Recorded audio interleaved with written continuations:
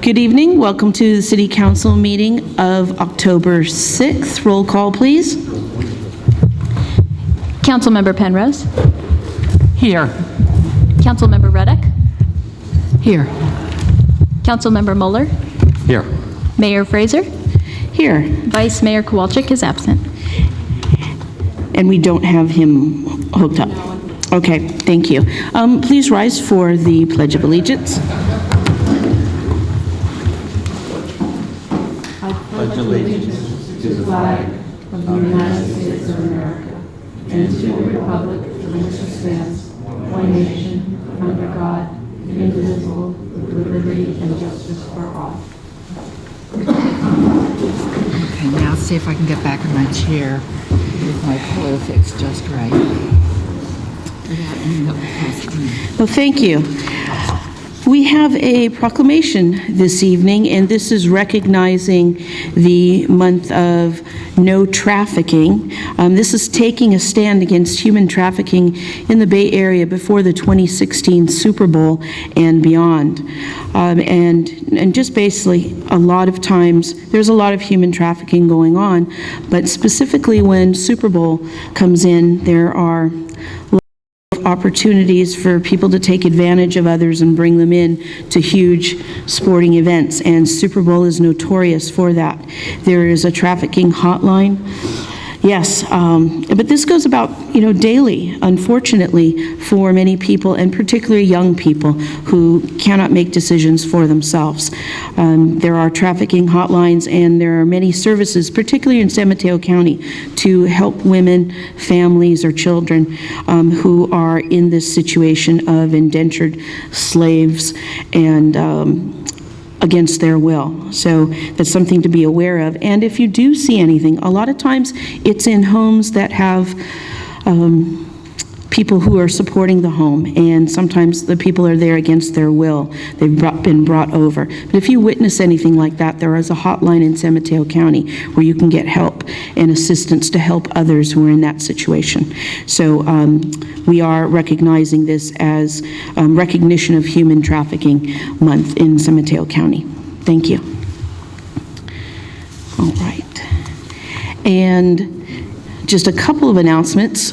We have our big event coming up in 2 weeks, the Pumpkin Festival, and the Half Moon Bay Chamber of Commerce has need for volunteers. If anyone would like to be involved and not already involved in something, there's lots of the different groups could use help with food or anything else, but particularly Pumpkin Festival, wine glasses are sold, and volunteers do get a wine glass for helping out for a few hours. So if you'd like to help, please call the chamber.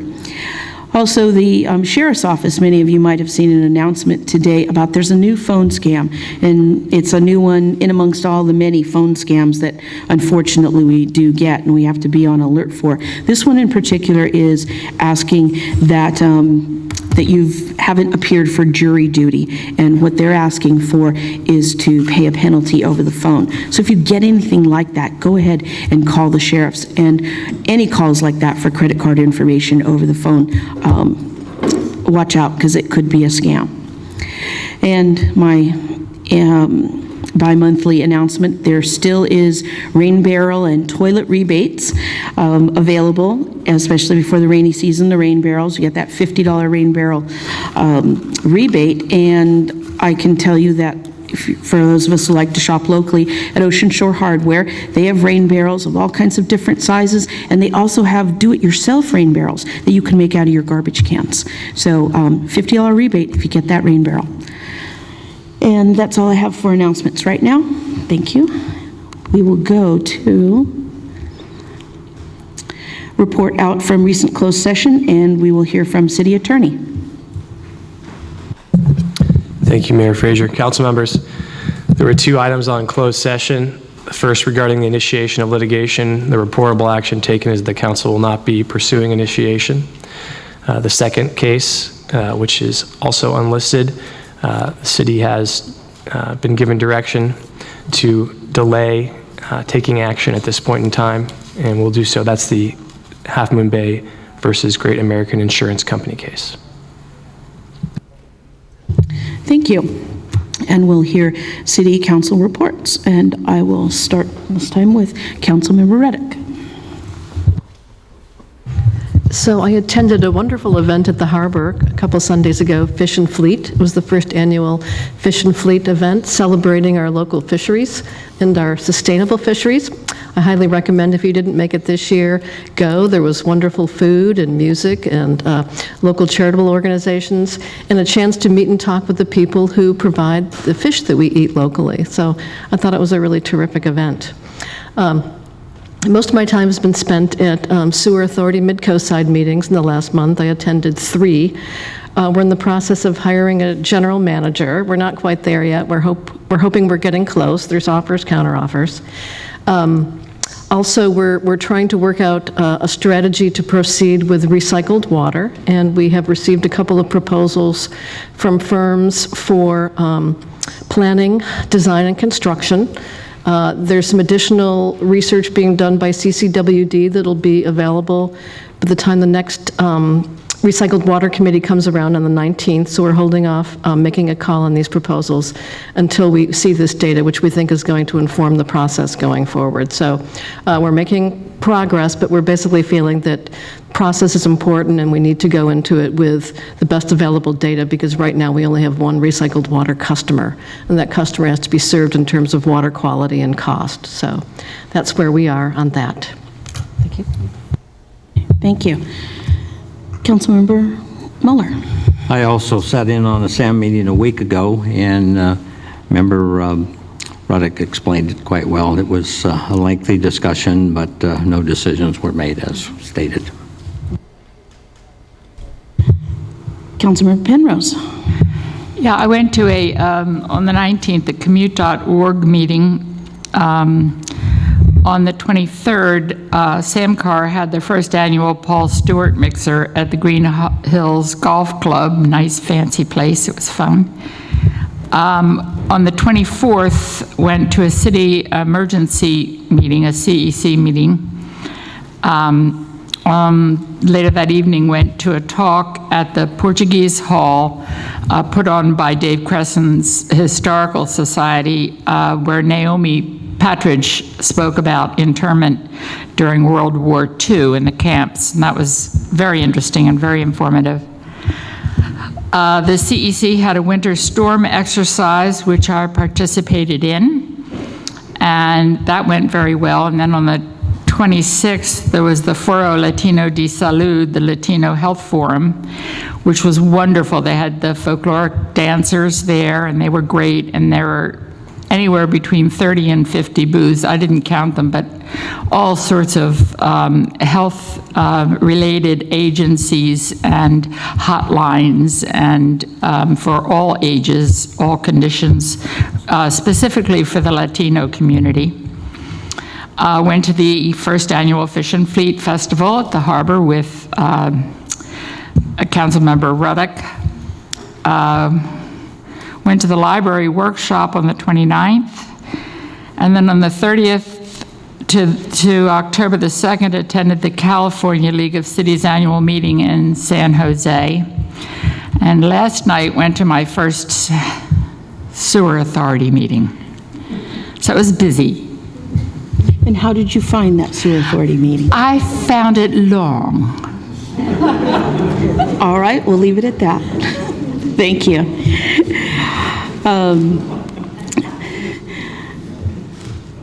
Just a couple of things. I want to thank the Susan Hayward School of Dance. They had a 100th anniversary celebration of the old Montera School, and invited me to be a part of the ceremony. And Susan Hayward has owned and operated that facility for over 20 years and really takes care of the old grammar school. There's been a lot of kids taking lessons through the years, and it's been a great place for events. So I want to thank them for having a celebration. Attended the Silicon Valley Leadership Group meeting, a lot of different speakers talking about things that are important. Particularly transportation was an issue that comes up all the time. But as they talked about in different parts of the world, transportation is such a problem here. They had some visitors over from Singapore, and they were apologizing for such a long trip from Silicon Valley to San Jose, and the person from Singapore had said, this is nothing compared to what transportation issues that we have too. So, but it seems to be a global problem. Also attended the Atherton City Council's meeting, and they had a speaker that talked about water. And one of the key elements, I'm going to get his book, so each of you have a copy of it. He's going to send it to us. Just really a very interesting gentleman, and talked about how they predict that by 2080, we will not have any snowpack in the Sierras. And that residents are been great with trying to save as much water as they can, but that's a small percentage. It's really, we need to start thinking about different ways of doing our infrastructure for water, and especially talked a lot about our sewer plants, because all our sewer plants are located in vulnerable areas. And they see a future of making single areas where water can be recycled, and just starting from the very beginning and not doing things the way we're doing now. Yes. Just an anecdote, I was in Fort Bragg at a work-related meeting this past week and ate at a local brew pub, a nice one, and they served everything in paper plates and paper cups. I ordered a pizza and they brought a delivery box to me at the table. And there were 4 of us having pizzas and 4 delivery boxes, so it was kind of crowded. And it turned out that the city of Fort Bragg gets most of its water from the Noyo River, and the river is really low. So there's now a emergency city ordinance where all the restaurants can only use paper plates and paper cups and nothing that you have to wash. So I thought that was interesting and applicable to your... Yeah, so I think this is a very interesting speaker, and we can share more information with the book. I think you'll really enjoy it. Also attended the Peninsula Energy meeting, still continuing on working out policies on what that would look like, and we are going to have a forum here on October 24th next door at the EOC where people can drop in and learn more about community energy. You should start to see some announcements from the county in the next week or so. And also attended with Councilmember Penrose and staff the League of California Cities meeting in San Jose. Some great keynote speakers. One was the state librarian, and another one was an expert in human resources. It just talks about the difference of the different people from boomers, Gen Xers, millennials, and the new one that's coming up. So for those of you who have children under 8, they're going to be classified as iGen. They are the iGen, and talked about the different ways how we receive and hear information. So for those of you who are employers, it's definitely something that you should pay attention to with the different classifications. A lot of it seems like stereotyping, but 80% of it is accurate. So I can say we're all boomers up here. So that was fascinating. So I'll leave it at that for now. So thank you. Thank you for your reports, Council. Does anyone have anything else to bring up? Yes. Yes. We good? I've got one. Yes. The Concerts in the Park series are about to start. And I was speaking with Sherzad Pantera about it today. And she mentioned that she was a little dismayed at the lack of art in the park. And I've heard that from a lot of people in the public, that they love the new park, but that it's pretty bland. It doesn't have much pizzazz going on. And one of the things that we talked about was the possibility of starting an art committee to look at that. Just a subcommittee of the council that could work with Parks and Recs and try to figure out how we can do something to jazz it up. Somebody said something about, gee, the fountain would be a wonderful place to put mosaics, for instance. But I'm not talking about any particular art. I know we have the Coastside Colony of Artists here on the coast has 80 to 100 artists in it. They go to the Pumpkin Festival on Sunday at the Pumpkin Festival every year. And we have lots of local talent. If we could somehow have a committee to oversee that, and maybe do a rotating thing. I don't know exactly how it would work, but I think it would be fun to investigate that as part of the Concerts in the Park. Well, I think, so that's two different things. There's concerts in the park, which is one thing, and I think people make things colorful. So you're talking about art, and is that art? Yes. In the plaza? I think when all this art stuff came up, we have somebody who lives locally who is a part of the San Mateo County Art Commission, and they offered to help start up something. So, I think we should engage with that person. I think to how to do this best, because as we found out, art is subjective, and art is a tricky thing in all committees. So, I would hope that it would be done right. And I think we should engage that person. I can't think of their name, but they're a part of the San Mateo County Arts Commission, and they offered to help set up an arts commission in Half Moon Bay. I think that's great. I just would like to see us have control of the commission. Use them for advice and for help, but to have our commission here, people by local residents. And I think that was what she was saying. She's on that, but she would help set one up. So I see. I think we could engage that person. Great. Do that. Right. Fine. Good. How will we do that? We'll call her up. Call her up. Call her up. All right. Yeah. Sounds like a deal. I can't think of her name right now, but I think we have it at City Hall. And then we can look on the San Mateo County Arts Commission. And if she's watching, call us. But we'll contact her as well. Yeah, I actually have her name and phone number on my computer. Okay, perfect. Thank you. Thank you. We have city manager updates. Oh, I'm sorry. Yeah, so I've been getting contacted by people concerned about outdoor smoking in public places, mostly around businesses. So there are some businesses over in the Strawflower Center that have their doors open most of the day because a lot of people going in and out, and there are benches outside and people are smoking.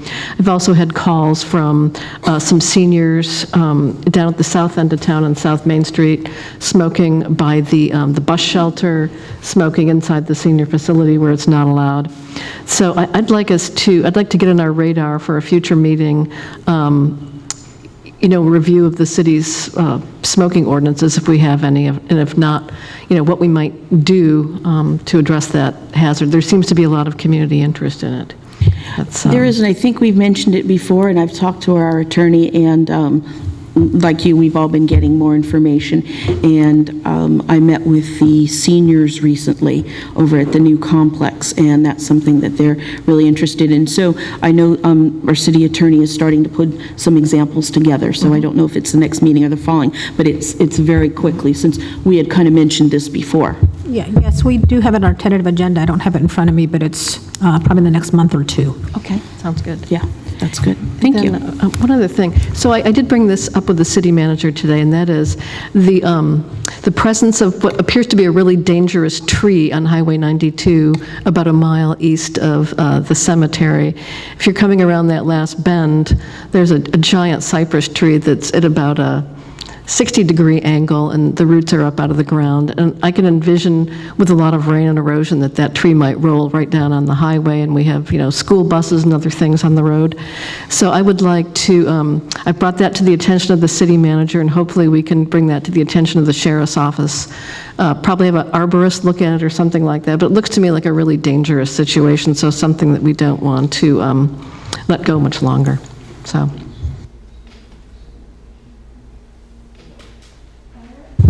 City manager updates to council? Thank you, Madam Mayor, council members. I don't have a great deal to report, except as has been commented by the council already, Mac Dutra Park is now pretty well up and running. We're still waiting for the grate on the fountain, but we are seeing lots and lots of activity. We've got a bird's eye view there right across the street. We see lots of people using it. I'm happy to see young people, tourists, residents, couples, if you will, lots of people just enjoying the park, which has been really nice. And while the construction was longer than expected, it also was quite quick, and then sometimes it's easy to forget what it was like and how it evolved. So we have a short video. We have lots of talents within our staff, and we try to tap on those talents. So Joe, who's at our front desk, you often see, also has lots of talent in terms of photography and videography, so he put this short piece of information together I'd like to share with you.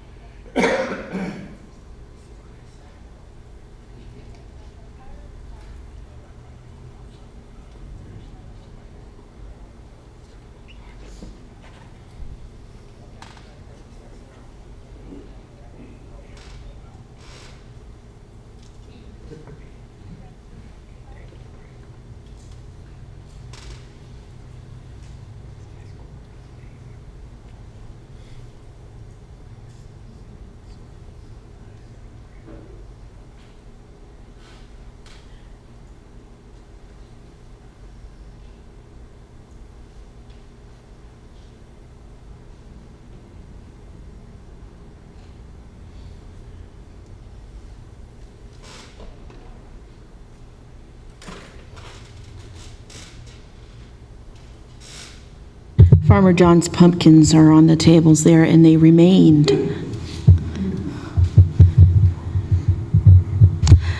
Joe put together some lovely music that went along with that, but our technology didn't allow us to share it with you today. So it was a little bit nicer with the music. So again, just thank you. I wanted to share the progression, and again, I think it's going to be a really great infrastructure for this community. Thank you. Are there any other updates?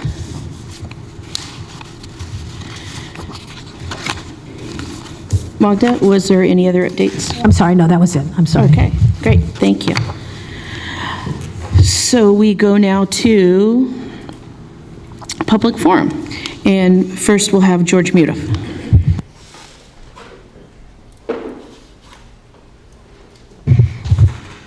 Good evening.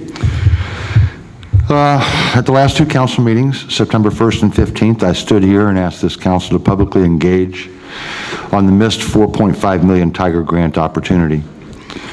To date, all I've received in response is an assault by the mayor. Many of your constituents are asking very logical, very reasonable questions about this missed grant opportunity, questions that only you can answer. I'm afraid the city manager's unchallenged timeline just isn't good enough. How does one miss $4.5 million? How does one forget about that much money? This council directed staff to apply for the grant, yet it appears that it was not done in a timely manner, which means it was not done. We all make mistakes. Not many of us have had the opportunity to make a $4.5 million mistake, but it can happen. But there is a very wide chasm between a mistake and an apparent deliberate misstatement of facts by the city manager and subsequent cover-up, which is what we appear to have going on right now on this matter. The city manager is quoted in the review as stating to Councilmember Ruddick that the application was, quote, rejected. The folks on the receiving end of that grant request, however, say the application was not received. It cannot be both ways, so which is it? One would think that the top city administrator, the city manager, whose compensation well exceeds $200,000 per year, would not only put her best foot forward, but would be up for the challenge of being honest and transparent with the city she serves. That has come under scrutiny now, and your constituents would like to hear the truth, all of it, and without further delay. For $200,000 per year plus benefits, all paid for by half and bay taxpayers, one would think that the public would not be subjected to apparent manipulation of facts, deceit, and misstatements of fact by this city manager and subsequent cover-up by her boss, the council. How do you intend to deal with this public trust issue? Will you publicly disclose and discuss what happened at this Trailgate matter and what else has been misstated by the city's administration? This will not go away on its own. Thank you. Thank you. And next up is Paulette Eisen.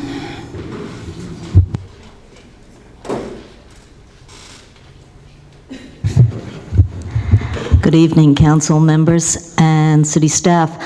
I'm just want to address again the Keyhole Water Course because we were supposed to have hydrologists come in and do a study, and I haven't heard anything about that. It's now, I don't know, it's at least 2.5, maybe even 3 weeks since we saw some of them come out. I don't know if the study's complete. I don't know where we are, but again, I don't want you to drop Kehoe off the radar. I need to hear what is going on with that. It just drags on and drags on. And of course, everyone's totally concerned about the upcoming El Nino. We hope that it's not going to cause a big problem, but it could. And meantime, we're just not seem to where the traction is moving forward with this thing. And just as an aside, another little thing, we've gone out to 2 sites to get sandbags. And there's one place, there's like a pile of dirt, but there's nothing. There's no bags, there's no anything. What is going on with that? Can we get an update on the sandbags? I don't want to have to go out in the rain and then the sandbags arrive. I want this before this happens. I need to shore up and do whatever I can to protect my property. Thanks. If I can just provide the information that remind the community that when we provided our report, we said October 15th they would be available. Thank you. That concludes public forum. We move now to our consent calendar. Council, any items to pull, or may I have a motion?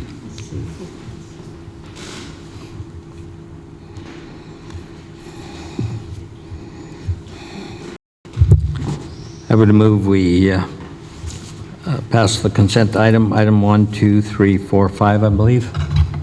Second. It's been moved and seconded. Roll call, please. Councilmember Penrose? Aye. Councilmember Reddick? Aye. Councilmember Mueller? Aye. Mayor Fraser? Aye. Thank you. We move now to item number 6, update and policy direction on Plan Half Moon Bay General Plan update. And we will be hearing from Jill this evening. Yeah, Madam Mayor, we'd like to provide you with an update today on the general plan, and we'll be seeking some direction from the council. I don't think we're asking for any action today. In fact, we want to just introduce these topics, give you an opportunity to ask questions, and give you an opportunity, give the council an opportunity to think about some of these things, and then we'll come back to you requesting action. Good evening, Madam Mayor and members of the City Council. Happy to be here tonight to give you an update. Our discussion item is a process update for Plan Half Moon Bay. Staff is seeking council guidance at this point in the process regarding the overall work plan, sequence, and scope. Our presentation includes a status update and various considerations and questions we have about several topics key to next steps in the process. They're listed here under our brief agenda summary. We intend to return within the next 1 or 2 council meetings, as the city manager indicated, to receive your specific direction. Thus, tonight we are here to support your discussion and listen carefully to ideas and information needs that come from your discussion as well as from public comment. For context, let's briefly note where we are in the process, which is here and specifically in the middle of our flow chart. We are drafting, preparing draft policies. Most recently, the synthesis workshop on conservation, open space, and safety was conducted on September 10th. The workshop summary is being completed and will be posted soon. Land use and transportation are still to be covered in a second workshop. Council direction on the topics that we just looked at, and I'll go through now, will help us moving forward with that step in the process. So let's get right into the topics. First up is our General Plan Advisory Committee, and I'll refer to them as our GPAC. At the most recent GPAC session on September 3rd, we were checking in with the GPAC and we gave them a comprehensive update on what had been done with community engagement over the summer. We also checked in on how they were doing with the process, and we are happy to report that they are still completely devoted to this process despite its lengthened timeline. My understanding is that Council established the GPAC to represent many diverse community viewpoints. The slide indicates the distribution for the 13-member committee and 5 alternates. Members were appointed according to the listed categories in December 2013, so it's been almost 2 years.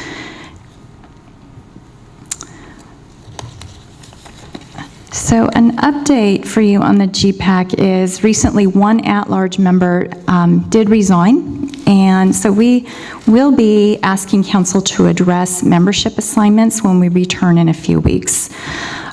We've provided one possible option for your consideration tonight, and in this scenario, the 3 at-large members, or at-large alternates who have been actively engaged, would be appointed to full membership. This would result in a 15-member GPAC with 2 alternate members, those same 2 who are the Parks and Recreation Committee and Planning Commission alternates. We suggest this concept because we think it would maintain the diversity that Council was originally seeking. It retains the strong ties to both the Parks Committee and the Planning Commission. And it also would fully engage those alternate members who have been participating all the way through the process.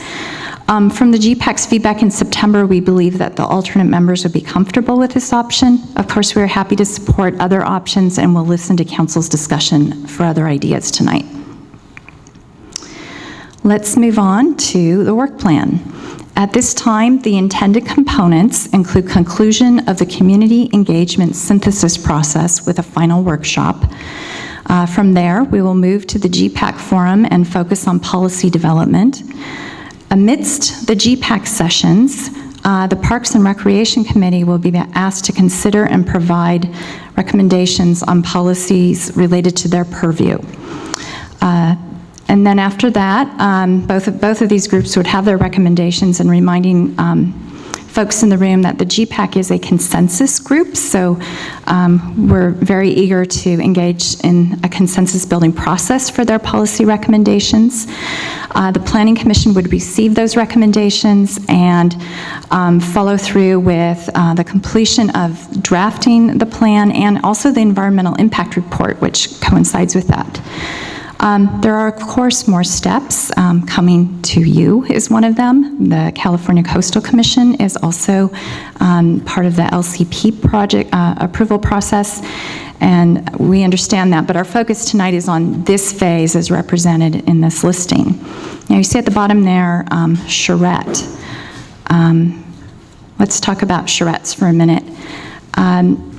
Staff understands from the Planning Commission's most recent meeting on September 22nd that there is interest in staging a charrette. That is exciting to us. Charrette is an intense period of focused design and planning development, and it involves stakeholders and design professionals. They're really kind of fabulous experiences. For land use planning, charrettes are often focused on downtowns. That's most of my experience with them. But there's other ways to do them. But we would like to hear council's thoughts about a charrette with regard to purpose, timing, and scope relative to where we are right now in the Plan Half Moon Bay process. We are currently focused on completing the series of community workshops with a second synthesis session and are not sure how a charrette fits in the near term. But we intend to bring the discussion back to the Planning Commission at their next session at the end of October, and we would like to share any overarching direction that you would have about that tonight. So that's charrette, and that's why I didn't know where to put it in the list on the previous slide. Just reminding you what we think we're doing. Okay. Moving on to scope. We have some interesting feedback that we need from you about two different areas. First of all, we're going to talk about the project area for Plan Half Moon Bay. And for land use planning scope, it should be noted up front, I want to note this, that we're not seeking council input on any specific land use choices. These will come to your forum after the Parks and Recreation Committee, GPAC, and Planning Commission have completed their work and made their recommendations. We are looking for clarification about boundaries and scope for the land use discussions to come. All right, so starting with the plan area, the Plan Half Moon Bay project area currently includes the entire city limits of Half Moon Bay and 3 additional areas. I'll see if I can do this. The south side of Highway 92, there are commercial uses that are included in the planning area that are not within the city limits. The city-owned, whoops, wrong one. The city-owned Johnson House property, which is over here. And then down at the south, sorry, Reed, at the south end of town, there are some commercial uses on the east side of Highway 1. Those have already been included in the planning area. And we've had recent feedback over the course of the summer with community engagement, as well as the last 2 study sessions with the Planning Commission, encouraging us to take another look and potentially add some more areas to our planning area. One of those is in that upper circle, which would be the commercial uses on the north side of Highway 92. They are not specifically mapped. We're just showing this in a very general manner. And then And the reason for that is really the volume of feedback that we've received about how significant Highway 92, the businesses on it, and the operations thereof are to Half Moon Bay and quality of life and mobility for your residents. The other area that has come to our attention is Moon Ridge, down at the south end of town, just outside the city limits on Miramontes Point Road. Moon Ridge is it's unincorporated, and it really isn't attached to any other community. We definitely think it's worth your while to take a look at including it in the planning area. And I believe we've also had some feedback from the local agency formation commission, that's the LAFCO for San Mateo County, that would be a reasonable inclusion in our planning area. So if you're interested in that, we can learn more about that. It does not imply annexation. It's just we're being thoughtful about the relationships of the areas next to the city as well as within. So that's the planning area. Let's talk about the core.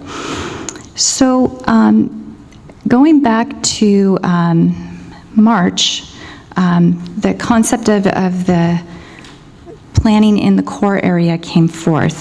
This was when City Council directed the work plan to focus on the 4 building block topics that are listed there: conservation, open space, and recreation as one, climate action plan and healthy community as another, and the 3rd and 4th, transportation and land use, with the caveat added onto land use that the focus should be on Half Moon Bay's core and downtown area.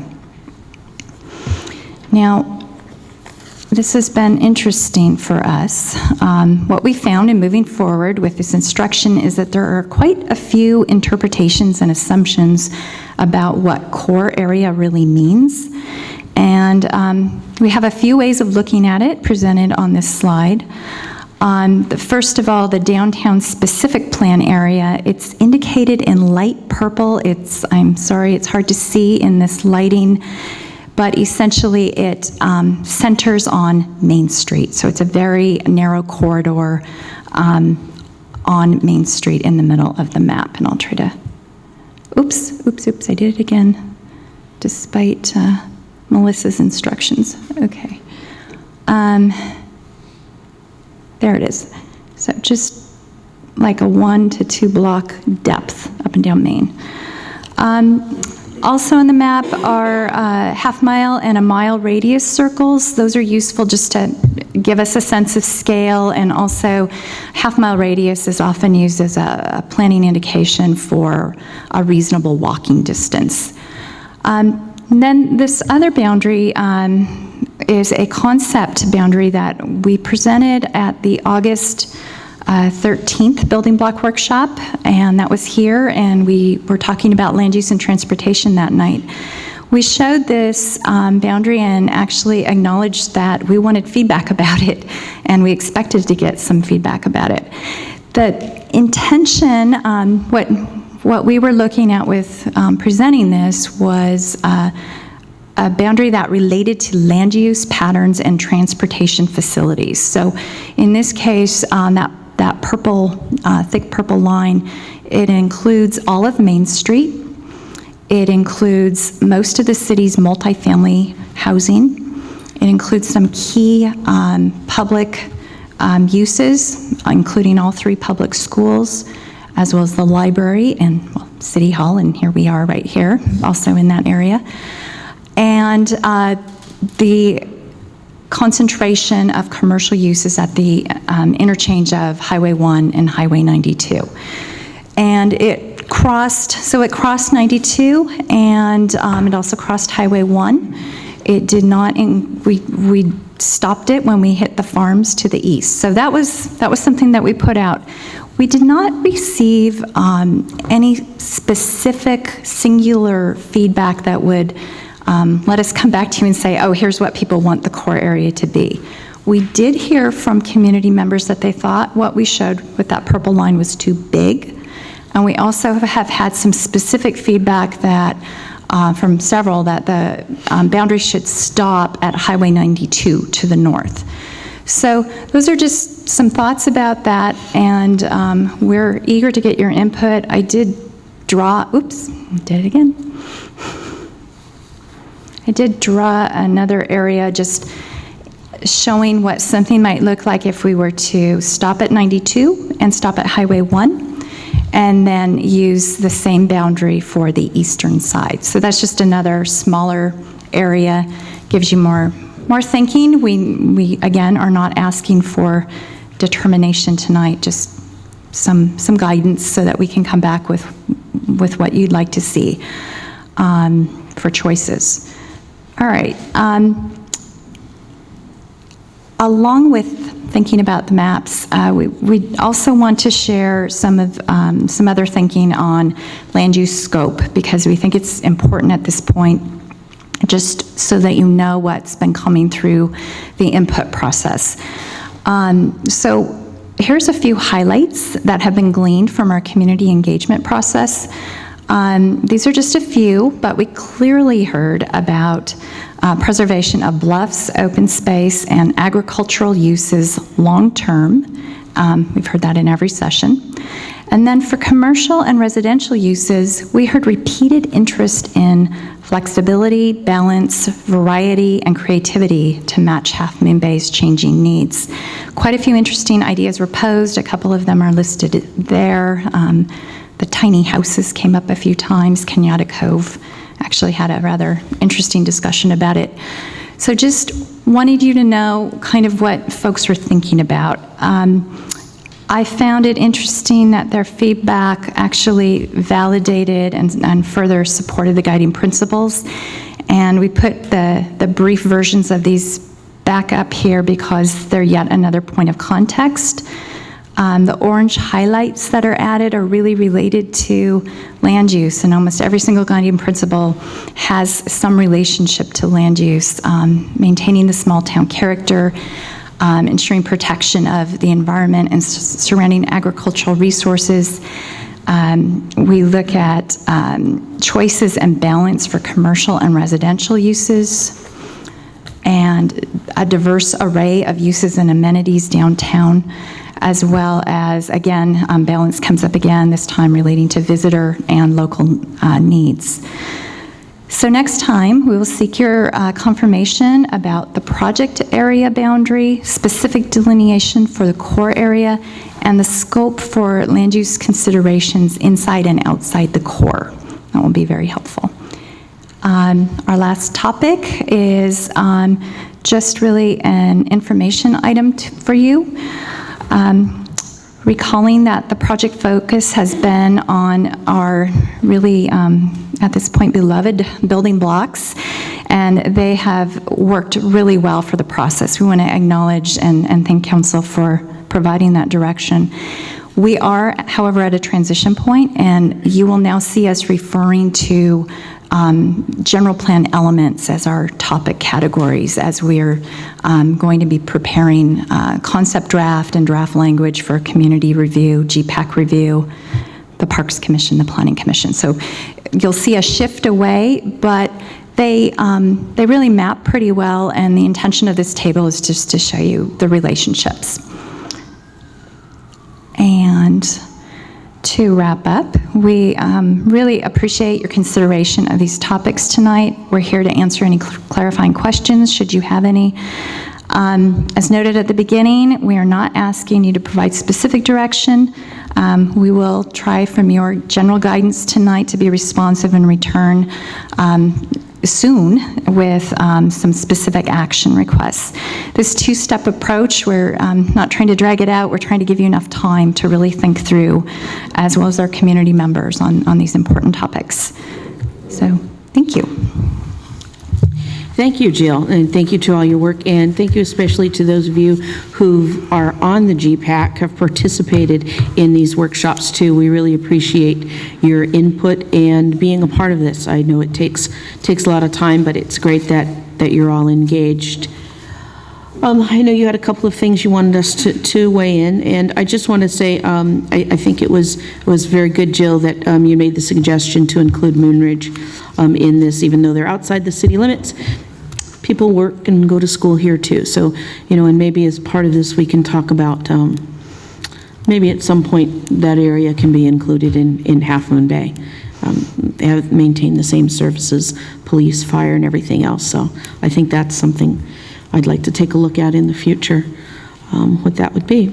So you wanted to know if we'd like a charrette or anything else? What specifically do you need from us? And then we can... Melissa, can you click back to the last slide because it has all the topics listed? Okay. Thank you. So we mentioned the GPAC membership and that you have a vacancy.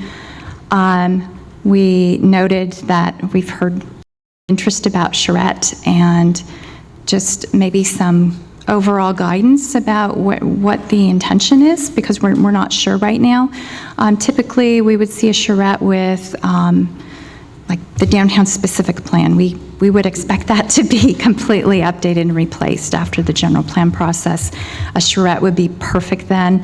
If you have another notion about it, we need to hear it and understand how that might work. Considering where we are. We actually feel a real obligation to the community to finish the synthesis process, so that's another thing weighing on us to make sure that we get this direction so that we do that as well as we can.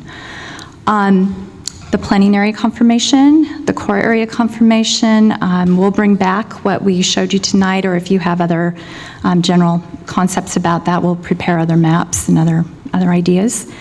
And then anything else that came to mind on land use scope. Okay, just leave that slide up there while we're having Yep. our discussion. Okay. Thank you. Council, comments? We do. We have two. All right. First up, Doreen Garrity, followed by Sherzad Pantera.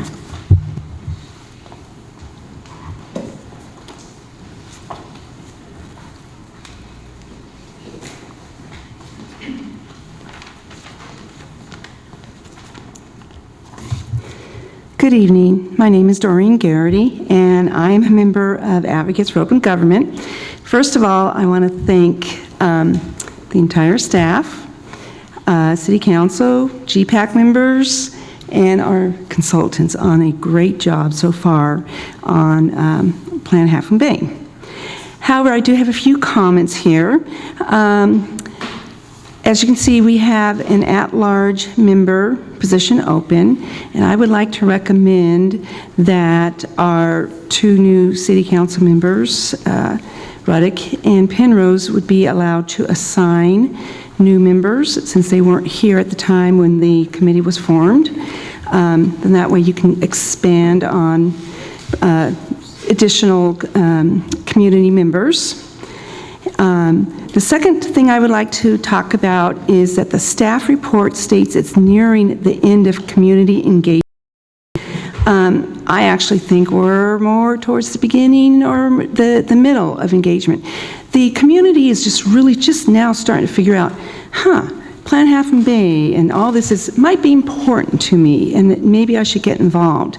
So I would like to suggest, I know it's probably not the most popular thing to suggest, but is to have maybe some additional neighborhood meetings to get more input from the neighborhoods. Perhaps people weren't able to attend those meetings, or they really didn't understand how important this is to get their input. I would also like to see some surveys. I have never received a survey in the mail, so I'd like to see surveys mailed to every single resident in the city of Half Moon Bay. Third thing I'd like to talk about is the charrette. I am all for that.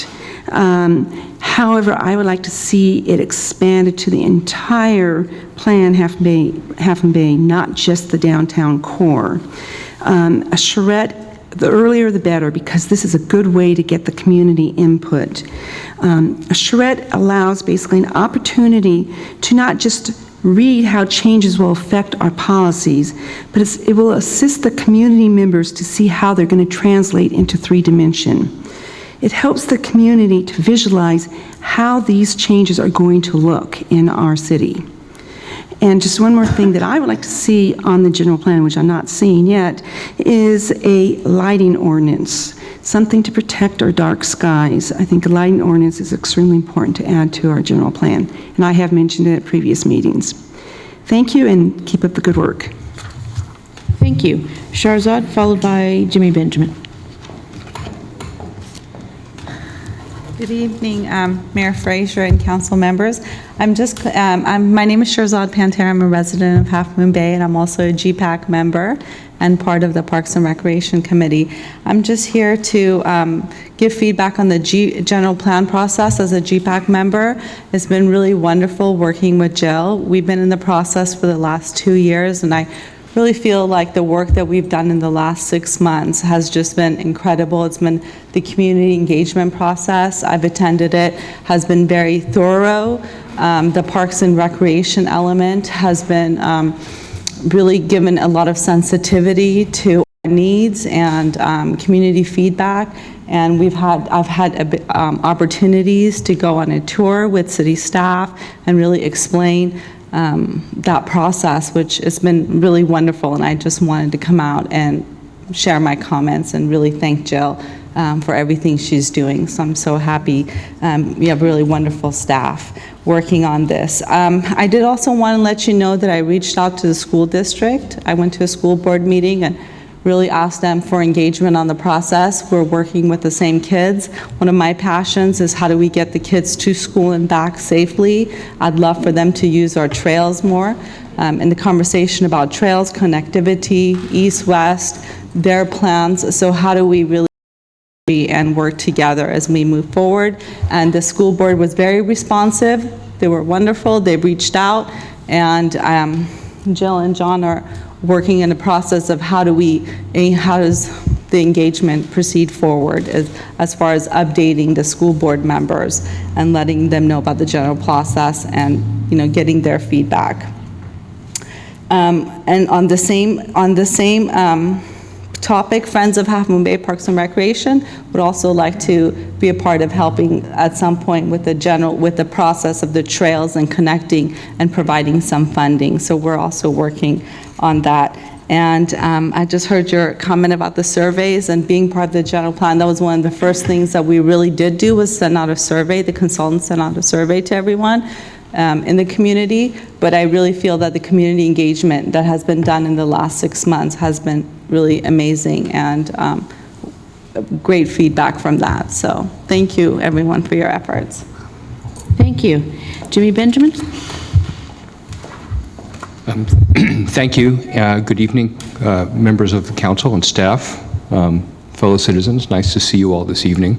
A couple of quick comments on this item. It's been significant progress since the new council members joined. I want to thank you for your guidance and the improvements in the process. I think it's really important to emphasize that at each of the building block sessions that we had, there was a productive conversation.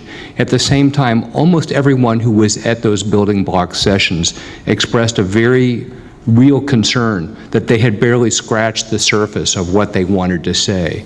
We were all sort of sprinting to get through the top 2 or 3 items when there were 6 or 7 that needed deliberation. And it's not that we don't want to make progress, we do, but it's extremely important that we are clear on the concerns that the community has and give them time to resolve. As I've said a few times to some of the other colleagues here, speed is the byproduct of accuracy, and there's no reason for us to push this process just to hit a milestone with a superficial understanding of what we actually need to do. I feel that we're at risk of that, and I think that that will come to an unfortunate fruition if we move forward with models that aren't consistent with the Coastal Act. I think that's a real potential concern. I thought the other speakers, in their own different ways, raised the concern that additional community involvement in a couple of different dimensions are really urgent. And I think it's the GPAC committees that have given us the opportunity to air voices that have been hard to fit into the structure of the building block sessions. That and the public feedback really need additional airing, additional time to grow and evolve, and I hope that you'll help us produce a plan that we can live with for 20 years. It's not worth rushing to hit a deadline for a project that we are going to need to live with, so let's take our time and do it right. Thank you. Thank you. Bring it back to staff. Comments? Questions? Bring it back to council for comments to staff. Councilmember Penrose? Yeah, to address the issue of the charrette, I think my feeling is that having the charrette prior to finishing the general plan would be my preference. I think it will help us to determine how to do that general plan. I don't see it as a separate project, but more of a very important integral part of our general plan. So I'd like to see the charrette done sooner rather than later. I don't know about doing the entire city. I am more in favor of a downtown core, and speaking of downtown cores, I prefer to see the downtown core described as the area between San Benito and Church Street and Poplar or Filbert, someplace down at that end, and Highway 92. And look at that, because that's really where most of the pedestrian walking occurs and where most of the commercial is. And the densest part of our residential is. So those are a couple of thoughts. Good, thank you. Councilmember Reddick. I'd like to start in order of the issues raised. And as far as the General Plan Advisory Committee is concerned, I certainly, as a newly elected council member, would like to have my own appointment to the GPAC.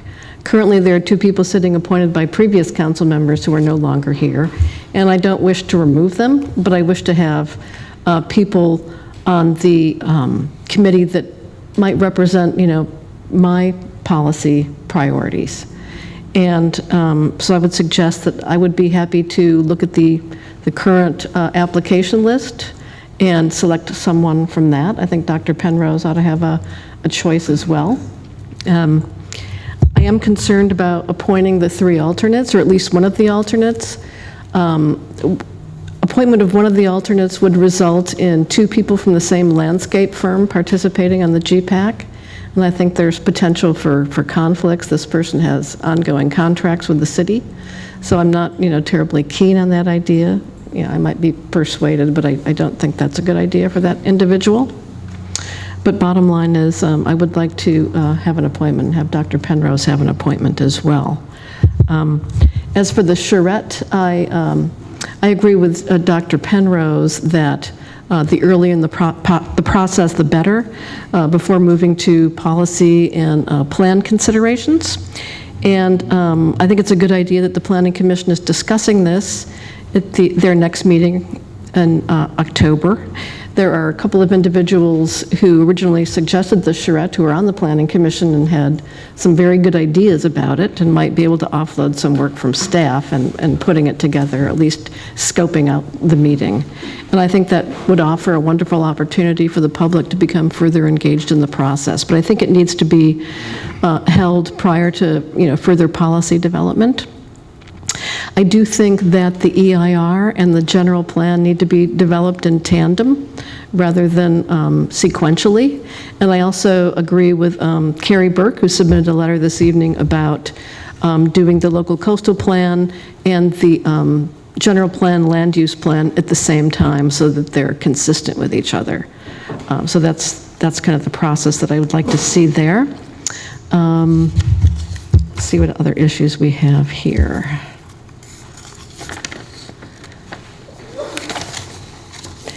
As for the scope, I would like to see the, I'm happy to include Moonridge.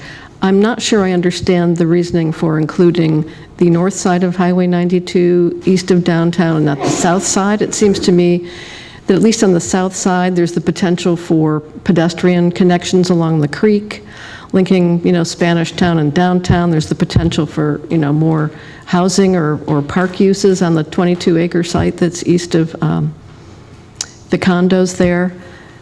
There's the potential for riparian restoration and trail construction. So it seems to me that makes, if we're going to include land along 92, that makes, more sense to me than the north side. There's actually not that much commercial development on the north side, with the exception of a couple of businesses around Diggs Canyon, the nursery, and Limos, but there's a lot of non-commercial property there as well. So I'd like to hear more about the north side of 92, but it seems to make more sense to me on the south side of 92. As for the downtown core area, I would like to keep it east of Highway 1, with the exception of the intersection at Kelly and Highway 1. I think there's the potential there to do some gateway improvements on all four corners of that intersection. Potentially we might want to consider a roundabout and the circulation element. So I think there are properties there that could be impacted, by outcomes of the visioning process. So I'd like to leave that intersection in. And then happy to include everything within the purple zone that's currently identified in the conceptual draft map. I think Jill has an interesting idea about shrinking that somewhat with the black lines on the map she showed up there. That makes sense to me. But I do think we want to focus on the downtown aspect of the core area as opposed to the residential neighborhoods. Although I do think that the Strawflower Shopping Center ought to be included, especially if we're thinking of any sort of redevelopment there and potentially housing. That's another area we might consider that's west of Highway 1. And that's kind of what I do like the area within the half-mile radius as opposed to the 1-mile radius. That makes more sense to me. There may be some argument to include Kelly for the purposes of, connecting, people who are downtown to the beach. But I would like to see that, very narrowly scoped along Kelly Avenue. So that's my thinking on that.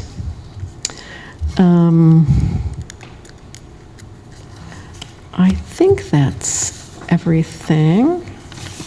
Is it?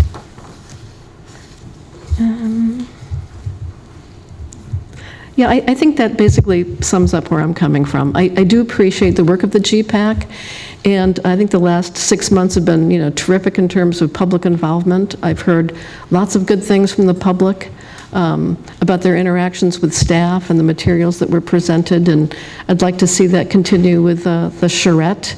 And certainly, post as much as we can on the website, invite further interaction if people want to submit comments. I think that would be great. As for additional neighborhood meetings that might be, pushing it expense-wise, but certainly take advantage of every opportunity going forward with noticed public hearings and making sure that before we make decisions on plans that we have just simply workshops or public hearings where people can come and look at materials and suggest policies as opposed to being forced to be making a decision at those same meetings. So that's... All right, great comments, thank you. Councilmember Mueller. Yeah, I think those were good comments, well taken. My concern was in the future we should be looking at funding and where we are in the funding process of the general plan, which is quite a project no matter where you are or what you're doing there. I did also receive the Carrie Burke letter, and I think as mentioned by Member Ruddick that she made some good points, and I'm sure staff will handle that there. And I don't know what the process is for the council members to appoint their personal appointees. I don't know if we have to have that on the agenda again. I believe we will, so we'll have to look into that then. And at this time, I know it's a lot of hard work by everybody in this general plan work, no matter where you are. If you look at other cities, the general plan things are a bit of a undertaking, but I think with coastal issues, we're a little bit more, and we actually have some empty land spaces around, which makes it quite more interesting. Thank you for your comments. I think I agree with most of what is said. I'd like us to concentrate on the downtown core and just include the Strawflower Shopping Center, and I say that just so we can concentrate on good connectivity, pedestrian walkway, and safely in there. I think it's just between the dotted line, the half mile, and the purple, but the half-mile radius, I think, is a good place to concentrate at first. And I love charrettes. I think charrettes are great. So would propose that we have one of those. And I do like the outreach that's been done. I know that staff has also taken it to Farmers Market, which is another opportunity for people who can't come to meetings in the evening. So if there's another opportunity, I think Market goes till December now, so there might be another opportunity for that as well. And this is a good opportunity now that members have left for new council members to choose one. I think there's still a good group of names on that list of interested people. So whatever process we need to go through to do that, I'm good with that.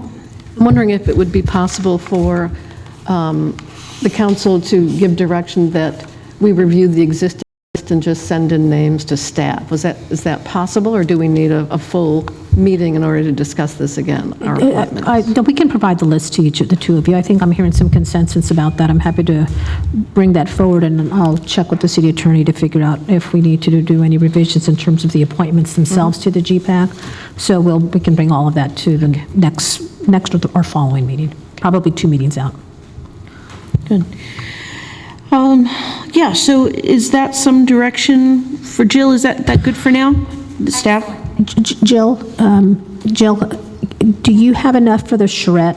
Because I think that, I will just speak as a non-general plan person. I think generally those are done when we're further along in the process, and there's more specificity in terms of what the charrette is about. So I just want to make sure we're managing expectations, and I know the council's interested in doing earlier versus later, but it may not be as useful earlier versus later. So I just want to make sure we're matching expectations.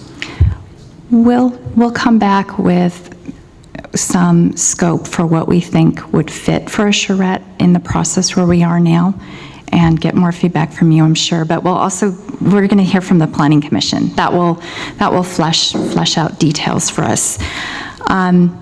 City manager's correct. I have never done specifically a charrette during a general plan. That said, some of the activities that we've been doing that are really non-directive work with the community are approaching a charrette from a policy side. So we'll think about how this could work. So just I need some time with that one. I did want to note, just because the public comment concerned me very much, the community engagement process is not coming to an end. This phase of the community engagement process is coming to an end. In the process, what we showed in the work plan, we intend to move it into the GPAC forum as a next step after the workshop. So I just want to be clear, there's many opportunities coming forward for community engagement and comment. And I would love to go back to the neighborhoods. I don't know if it's feasible, and the timing for it is not now. That would be later. So we can talk about that in a few months. Okay, thanks. Thank you, Jill, and thank you for that clarification. So we are done with this item now. All right, we move on to item number 7, Taxpayer Protection Act, certification of sufficient petitioner signatures and consideration of adoption submission to voters.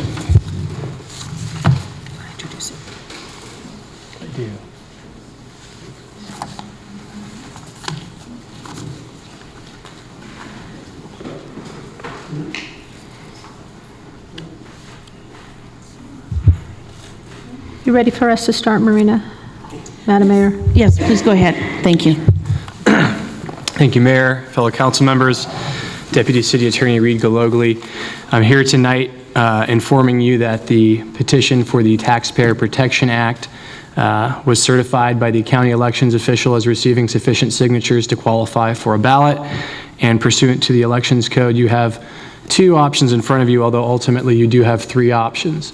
The 3 options are, number 1, to simply adopt the ordinance outright, number 2, to have it placed on the ballot for a June election, and number 3, which I glossed over in the staff report, is to order a report from staff regarding any issues you have a concern with, or discussion, or topics that you feel should be looked into before the council takes action. As you'll see, those are listed on page 2 of the report, numbers 1 through 8. Those are the types of topics you're allowed to make a request for a report on.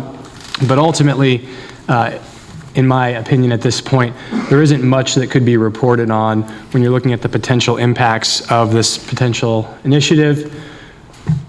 It's pretty clear what it would require, which is a 4 out of 5 council member vote for any lease revenue bond, lease revenue bond issuance. And since there's only one project that the council has identified lease revenue bonds as a potential funding source, it really has only the potential impact at this point in time on one project, but ultimately, I suppose it's possible in the future, if future councils wanted to use lease revenue bonds, they would be similarly constrained. But at this point in time, as set forth in the staff report, you have just several options: adopt or push it on the ballot. And we're happy to answer any further questions you have at this time, but it is a fairly straightforward item. The only matter I will draw your attention to is in the attachment to the resolution, which would be the resolution calling and giving notice of the election, which would take place in June. There was a typo. I mistakenly copy-pasted 250 where I should have copy-pasted 300. And so with an interlineation to correct that clerical error, that would be the only item I would draw your attention to. But otherwise, the options remain available to council, any of the options that I've outlined. All right, thank you. And council, we have public input on this. Would you like to hear that now? All right. Harvey Rohrback.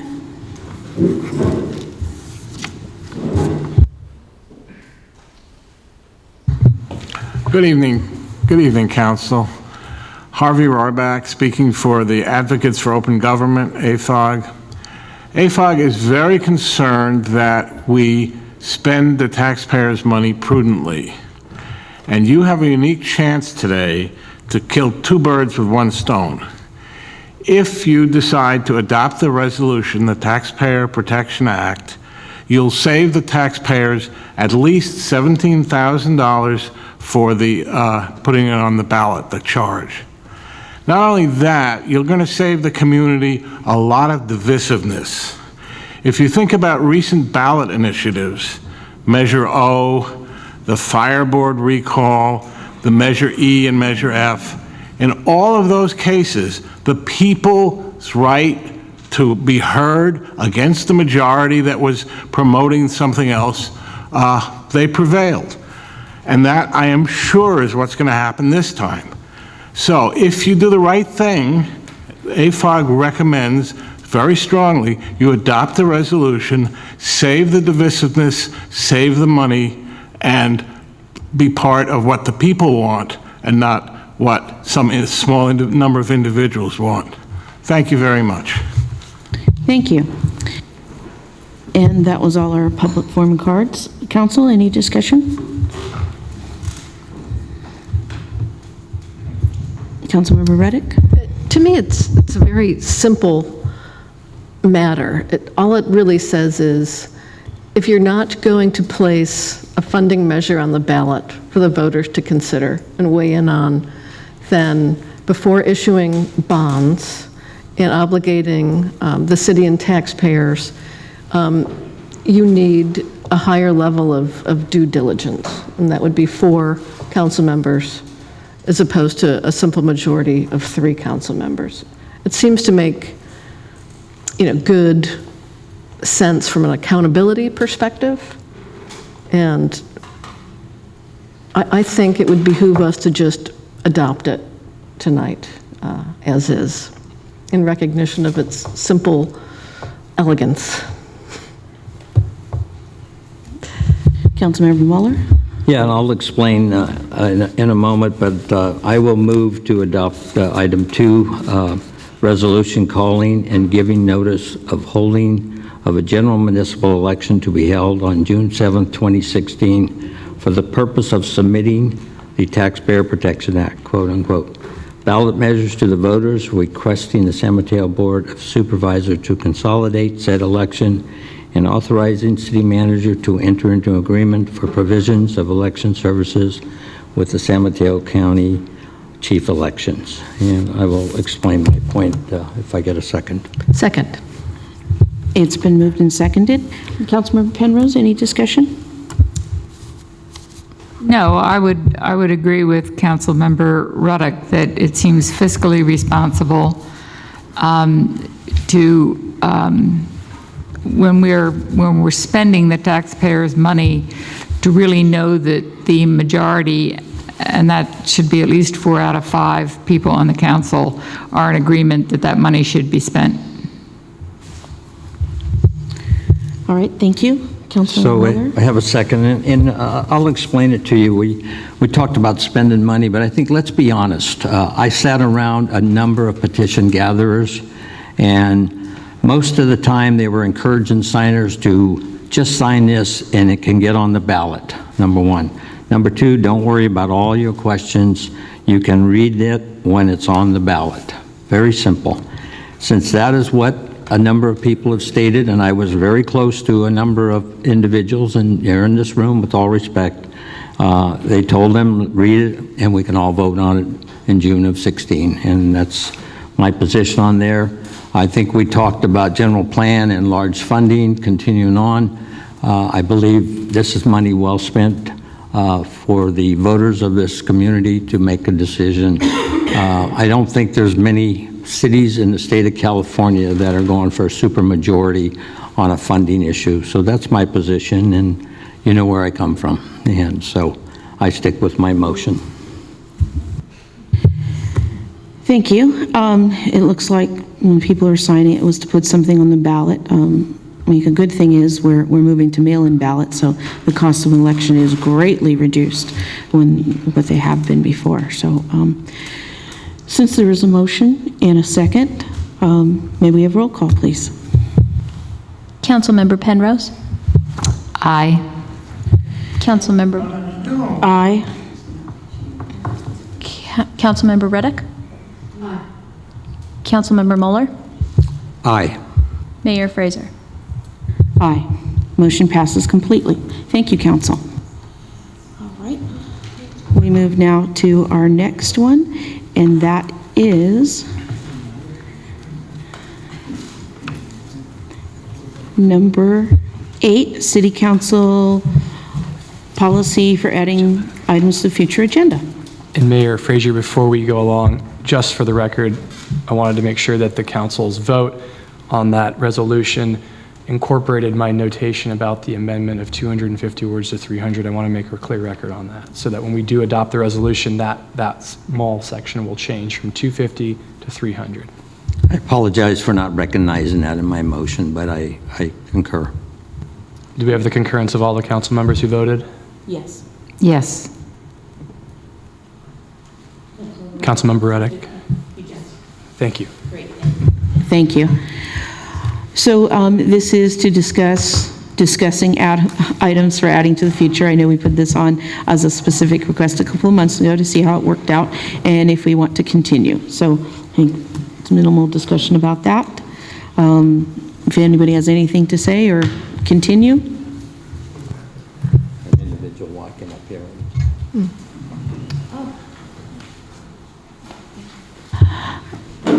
Any discussion on this, or continue to do what we're doing? I'm comfortable to ensure that my fellow council members have the privilege. I believe there's no action needed on this. Is that correct? It's evaluating and discussing it. If we want to change anything, I'm fine with the way it is. Well, would like to see it reads simply that a single council member may bring something up for future discussion, on a future agenda, and leave out the part where it says with full council approval, which was what Councilman Kowalczyk had amended my original motion to be 6 months ago.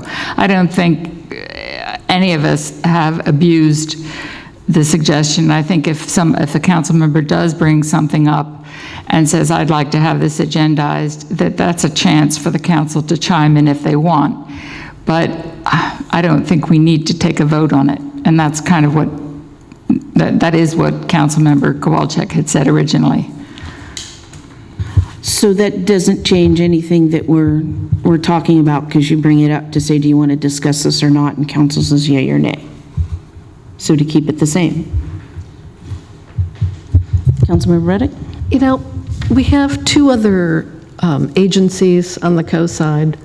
There may be more I'm aware of the Harbor District and the Fire District, where any board member can request that an item be placed on a future agenda that does not need the concurrence of a majority of council members. Any member can request that an item be placed on the agenda, and it is placed on the agenda. That doesn't mean that a majority can't, vote against the idea, but any member representing, duly elected, generally elected, representing the people may ask that an issue be placed on an agenda. I don't see, why we don't do anything, but that. Everybody else does it. Why would we do it differently? Why would we not allow each council member to enjoy maximum accountability to the interests and concerns of the public they represent? Well, I think it's a matter of staff reports. I think our staff pulls together information so we're not just putting stuff on that they have to spend time researching or anything like that. I think that's why this is a good opportunity. Would you like to bring something up? And a majority of the council says, yes, let's pursue it, and then staff investigates and they spend time to bring us back information. Otherwise, if we just have things on the agenda, we won't have any background in what are we talking about. It doesn't give the community a chance to understand what we're talking about or what we would take action upon. It would just be, and not waste staff's time on doing something that may not be the way that council wants to go forward with. Here's my thinking on that, and that is that we're all adults. We're part of a functioning, should be collegial board.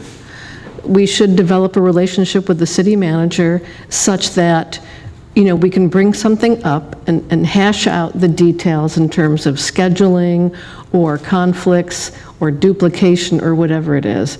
But, it assumes that we're all adults and that we can work out issues of scheduling and conflicts with strategic plans and all that stuff. Is part of that package. It doesn't, it relieves us from getting into power plays, over putting items on the agenda. We work it out. We're adults. So certainly so far, we've not inundated staff with requests for items on agendas, I don't think. And the city manager and the mayor, whose job it is to help develop the agenda, can push back. We can have a conversation both in public and subject to the Brown Act, outside of the regular meetings. So I think it's a matter of trust and accountability, and I think we should just, do the right thing, which is allow any council member the opportunity to request an item be placed on the agenda, and it is placed on the agenda for discussion. It might not be action right away, but it's for discussion. At least you allow me the opportunity to represent the citizens who elected me. Councilor Moore? Yeah, briefly, let's be clear. I don't think there's been an issue in the last few months that we have had an issue with. Is that correct? Yeah. So, for the future, staff's, time, as we mentioned, is very important. And I think, the council still has a right to vote whether we agree with the council members' positions or not.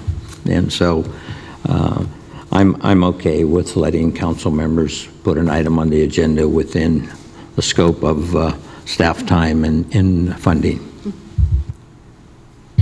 I'm just thinking about it from the community standpoint. So for instance, you'd made a request this evening about putting a smoking ordinance on, for example, and that was something that we had brought up for a future discussion. Had we just thrown the smoking ordinance on there, there would not have been staff time to do any work, which they are doing to bring it to us.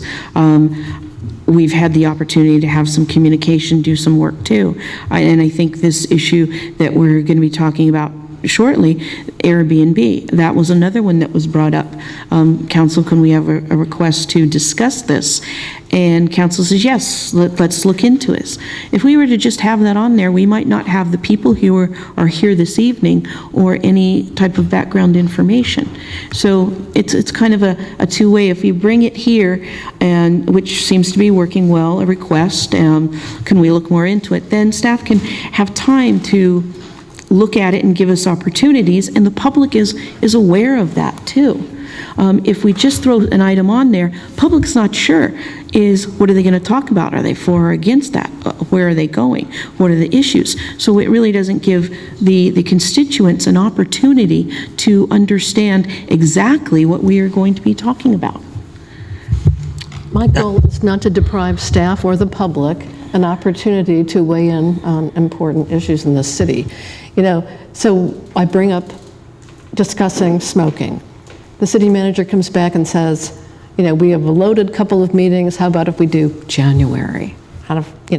You work out the details, as adults, understanding that people have workloads and other priorities, unless it's an emergency.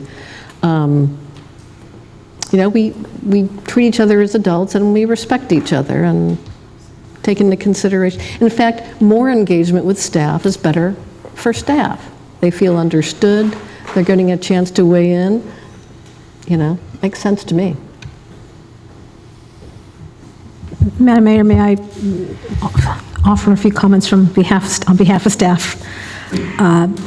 In my experience, I've been doing this work for almost 25 years, and I can't think of another agency, perhaps except for the two that you just mentioned on the coast, where the items that get on the agenda generally happen by consensus or with the city manager and the mayor, or the city manager, the mayor, and the vice mayor. So there is generally some checks and balances, and the mayor generally works with the council member. So a council member might say to the city manager, I'm interested in talking about the smoking ordinance, and then when the city manager meets with the mayor, or mayor and vice mayor, then they say, here's some of the items that some of your colleagues have asked to be put on the agenda, and then there's sort of a consensus there as well. So it allows to move that forward.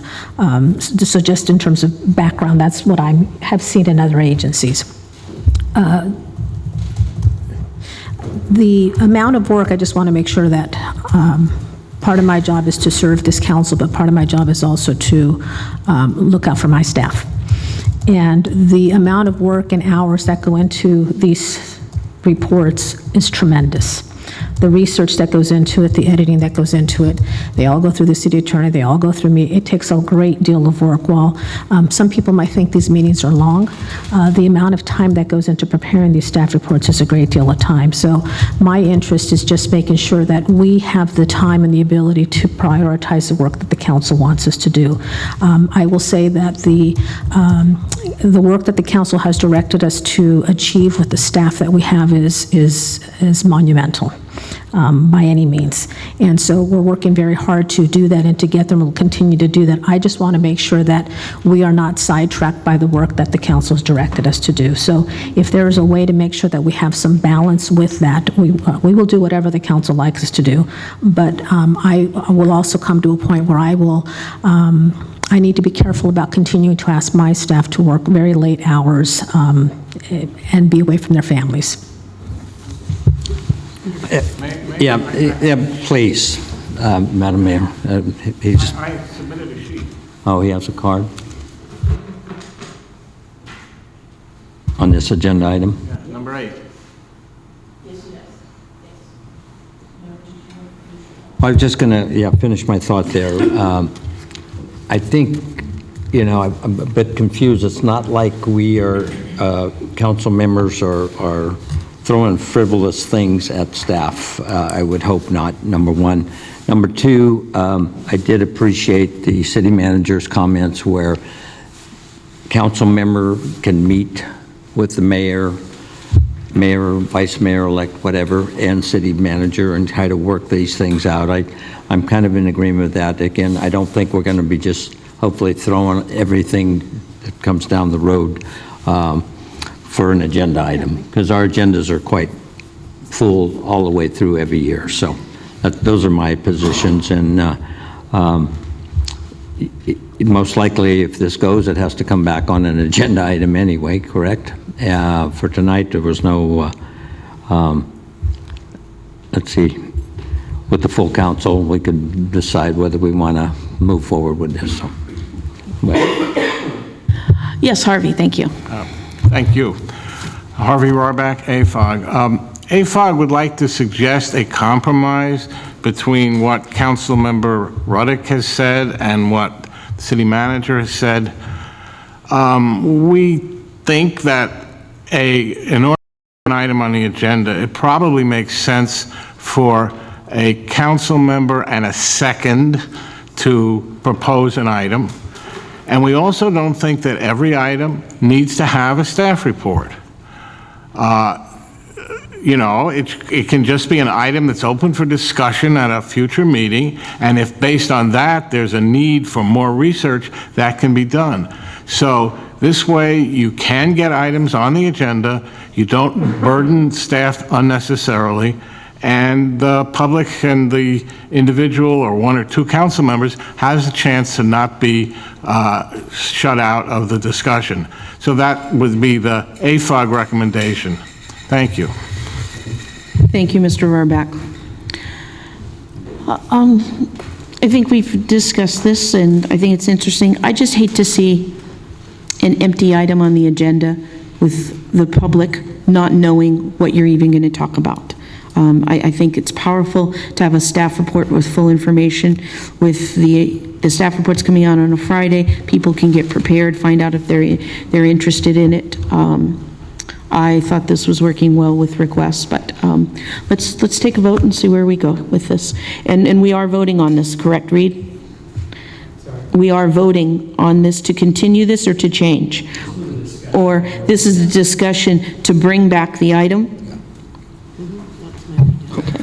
It was a discussion item looking for direction on what to do, and if the direction was to place the item on agenda so that the council could take a formal action, establish the current practice as policy, or revert to a different practice. This was a discussion item. There wasn't agenda action on for tonight.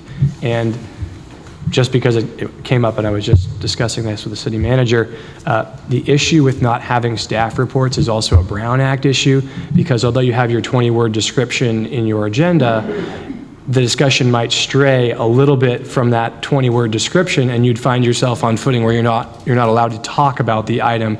A staff report gives scope to a discussion item. It gives parameters to what's intended to be discussed, and it provides notice to the public as what's going to be decided upon or thought about by the council. So there is an issue with not having staff reports, but it's a Brown Act issue that it can be managed. It just creates some difficulties and a lot of potential for exceeding the bounds of the conversation. Well, I think the direction of the council at this point is to bring back the item of council requests. Maybe what we can do is I think we've heard a little bit of consensus, and perhaps I'll call it interest. And you've all heard me talk about interest instead of position. So maybe I'll try to pool the interest, and maybe we can bring a staff report back with a couple of options or elements of options, and we can try to have the council get some consensus around that. Would that work? Yeah, I know Councilmember Ruddick had recommended some districts that did that. Could we check to see what our colleagues in city councils do and how they handle that? All right. Thank you. Thank you for the discussion. Go now to our next item, presentation regarding short-term vacation rentals and possible city regulations. And we will have a presentation from our city attorney. Thank you.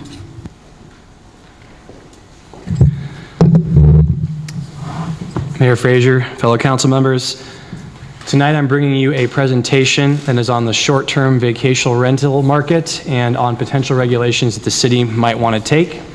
I won't waste a lot of time repeating what's in the staff report.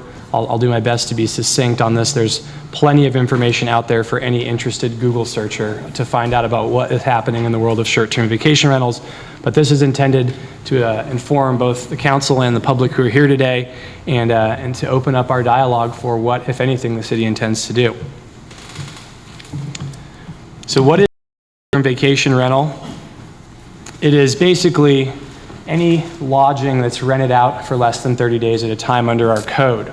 Now, as you may be aware, we have Title 18, our zoning ordinance, which provides that certain areas of town are selectively residential, selectively commercial, or other types of categorizations.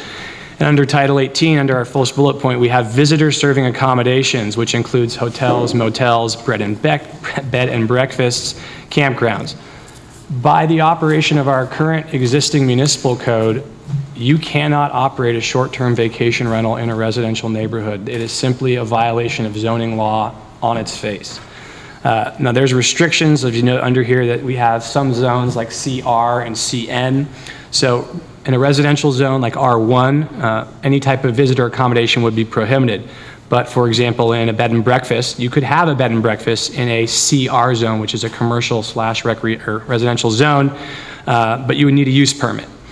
Similarly, you can't have campgrounds in either a CR or a CD zone. Those are commercial downtown, commercial residential, but you are allowed to have a bed and breakfast, a motel, or a hotel as a principally permitted activity, so you don't need a use permit for those particular zones. So there is some crossover for some zones where it's permitted under certain circumstances, but there are some clear carve-outs. Residential, pure residential neighborhoods, it's illegal.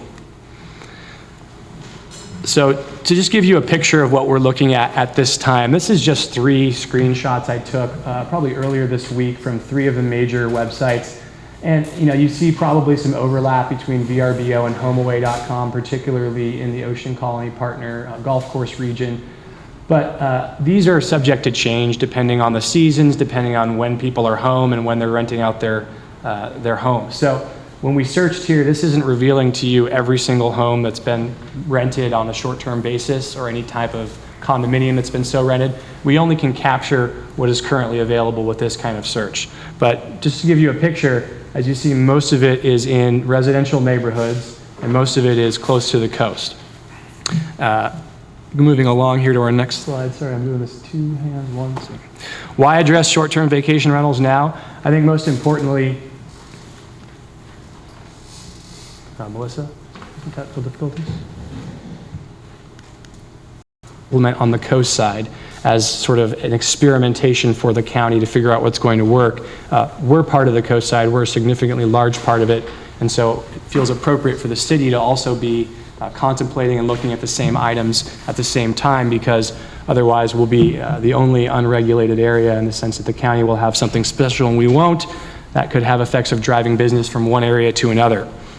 There's also the gap in regulation that I mentioned. This is currently illegal, but the enforcement is pretty lax, and the enforcement is usually complaint-based. If somebody has a problem with a neighbor whose guests or tenants are too loud, that would lead to a call to a sheriff's office regarding noise. Subsequent follow-ups to the city sometimes lead us to investigate further, but ultimately right now there isn't a regulation in place where someone goes out and enforces this. That will be changing. We have a new contract with HDL, who manages both our business license tax and our transient occupancy tax. What they'll do is they will conduct enforcement actions against people who are violating our ordinance. And the ordinance I'm referring to is the TOT ordinance.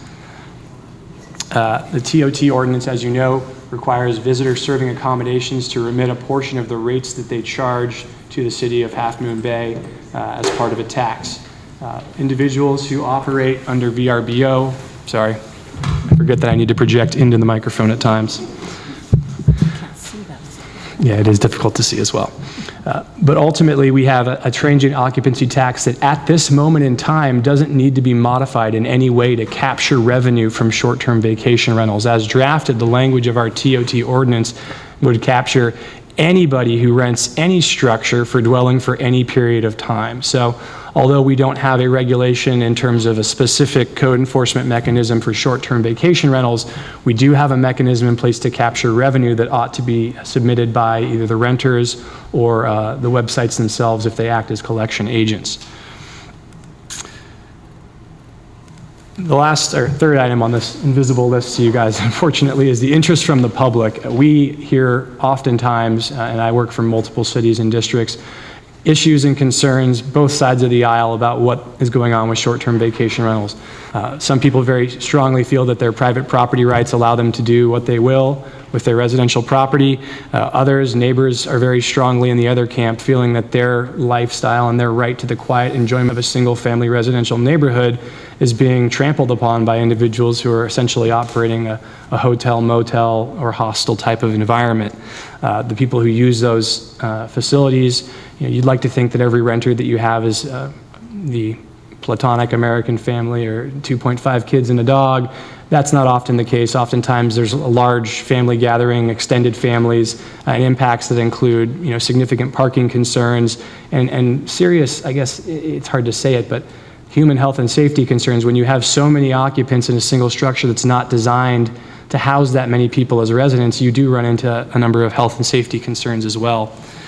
Interest from businesses as well. We have the public citizenry who might have an issue. We also have hoteliers who run a business in this town, pay taxes, and engage in business in good faith, and they're being competed against by people who aren't necessarily constrained by the same limitations, by the business license tax, by the transient occupancy tax, and they have a reasonable expectation that their businesses, when they operate in compliance, will be treated well, and that businesses that are violating the laws and circumventing our regulations are sought after as contributors. And then the revenue generation, as I mentioned before, I think last year it was 36% of the city's budget, $5.2 million, came from transient occupancy tax, and I think around 5 of that was due to the Ritz itself. So if you look at the remaining 200,000, one might wonder how many other 200,000s, 300,000s we might add to our revenue simply by regulating a currently operating but underground market. I am sorry again about the lack of slides. The invisible list. Considerations for Half Moon Bay. Obviously, we want community input. We need to hear from both the owners of rental units, people who own these homes and rent them out, but also from the neighbors and from our business owners. As I mentioned before, health and safety, we have concerns about renters. Similar to a slumlord who can tell somebody who's low income and is concerned about maybe the code status of their plumbing or their electrical, oftentimes people who come and utilize these services aren't available or aren't able to afford other services, and there isn't necessarily the feeling that if there's a problem with the facilities, they can just complain to management and someone will come fix it. They're in a home, they feel afraid they may be thrown out, and they're left with accommodations that oftentimes aren't what we would allow anyone to stay in. Unique coastside concerns. I think it goes without saying that everyone here is aware of the traffic issues that Half Moon Bay encounters, and the fact that Half Moon Bay is absolutely a tourist destination for a majority of the Bay and beyond, an international tourist destination. So we do want to have an open arms and welcome to the people who provide us with this great opportunity to live, work, and play here, but we also have to recognize that we have an obligation to our own citizens to protect them from sort of the impacts of the tourism influx that the short-term vacation rentals bring. Mitigating the impact on residential neighborhoods, we sort of touched on that, but the main concern here is usually with noise, parking, a lack of simply neighborly behavior and respect. When you come in and you don't feel like you have any obligation to your neighbors, the music might go on loud, you might not have the same concern for parking, and you might park anywhere, you might park illegally because you're only there for a day, and what's the problem? But that affects our residential neighborhoods significantly. Let's move down, page down. And finally, I'm going to move to the 3 types of the regulations that we have before us today: density, duration, and occupancy. The first one is a density regulation, which is similar to what occurred in Santa Cruz County, where you restrict the number of short-term vacation rentals to a certain block. So you say within the 500 block of Kelly Avenue, and you delineate the side streets as necessary, there may only be 8 short-term vacation rental units, 20%, whatever number or figure you would arrive on as a calculation. To me, that can create problems because you might encourage a race to the bottom, people running as fast as they can to be the first in line to ensure they don't lose the opportunity. And it might also encourage people who, once the ordinance is in place, to misrepresent whether they had been previously operating a short-term vacation rental if there was sort of a grandfathering aspect. I wouldn't recommend it, but SF and Portland use similar systems. And the neighborhood limitations here, they're best suited when you have a defined zone. And I think within Half Moon Bay, again, I'm referring to the non-existent map, you do have distinct neighborhoods, sort of the Ocean Colony neighborhood, and you do have the west of Highway 1, Kelly Street neighborhoods. In Santa Cruz, it was used mostly in Live Oak within a certain select few blocks that have an extremely high density and impact of vacation homes. If you had that same extreme use concentration, it might be more sensible to do such a regulation, but we're spread out a little bit in this town. We have them in multiple neighborhoods. A density regulation doesn't seem to fit. And I would also note that the county similarly discouraged a density consideration when they were doing their outreach programs. They didn't feel it was advisable for the same reasons that I don't. Duration regulations, my wonderful slides.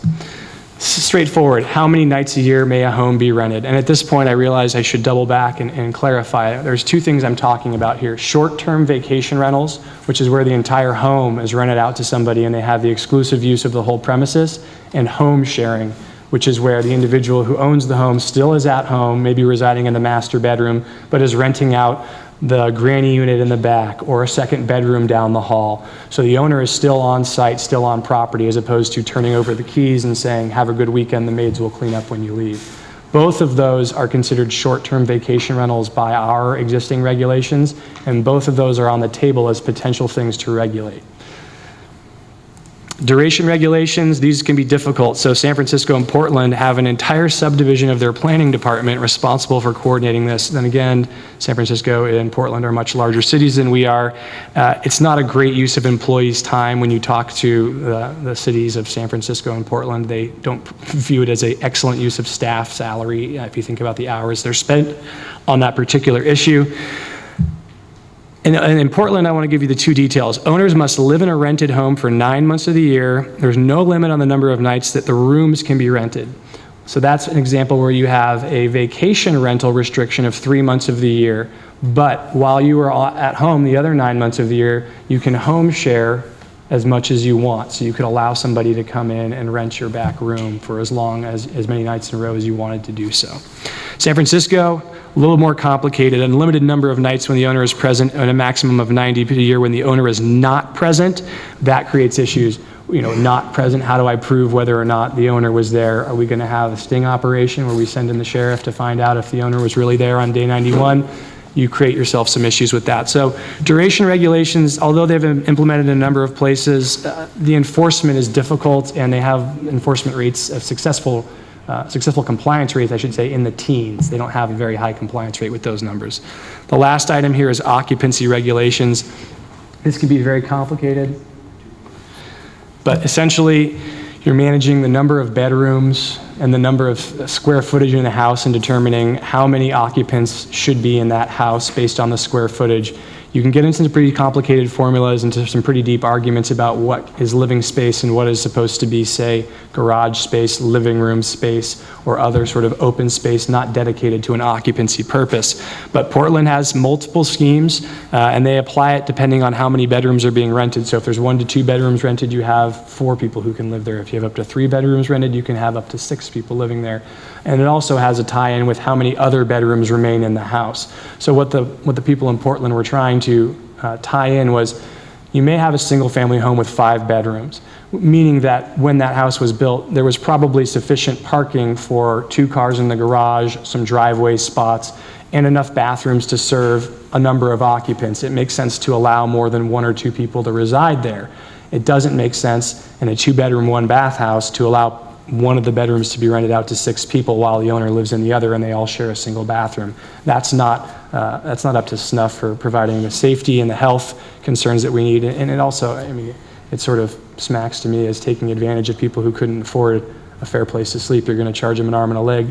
They may have to chip in all together to do it, but they wouldn't be allowed to fit that many people in a hotel room because of restrictions on how many people you can have. So we look for the same kind of restrictions when we do it for a short-term vacation rental. You can also require, as part of these occupancy regulations, proof of parking, so that one of the concerns that you see, especially in the coastal fronting neighborhoods, is you rent a coastal oceanfront home for a week, you invite your grandparents, your cousins, and everybody else, and they all park, and suddenly the entire block has nowhere to park their cars, and everyone's in an uproar about it. If you don't have sufficient demonstrated parking spaces, you can't have more than a certain number of occupants. There's also, as many of you could probably guess, the idea of a permitting scheme, right? We are looking at a government regulation, so there's probably going to be a permit involved. And this is basically a standard, straightforward process. And this is used by all of the agencies and all the other cities that put in some regulation. There is a permitting process.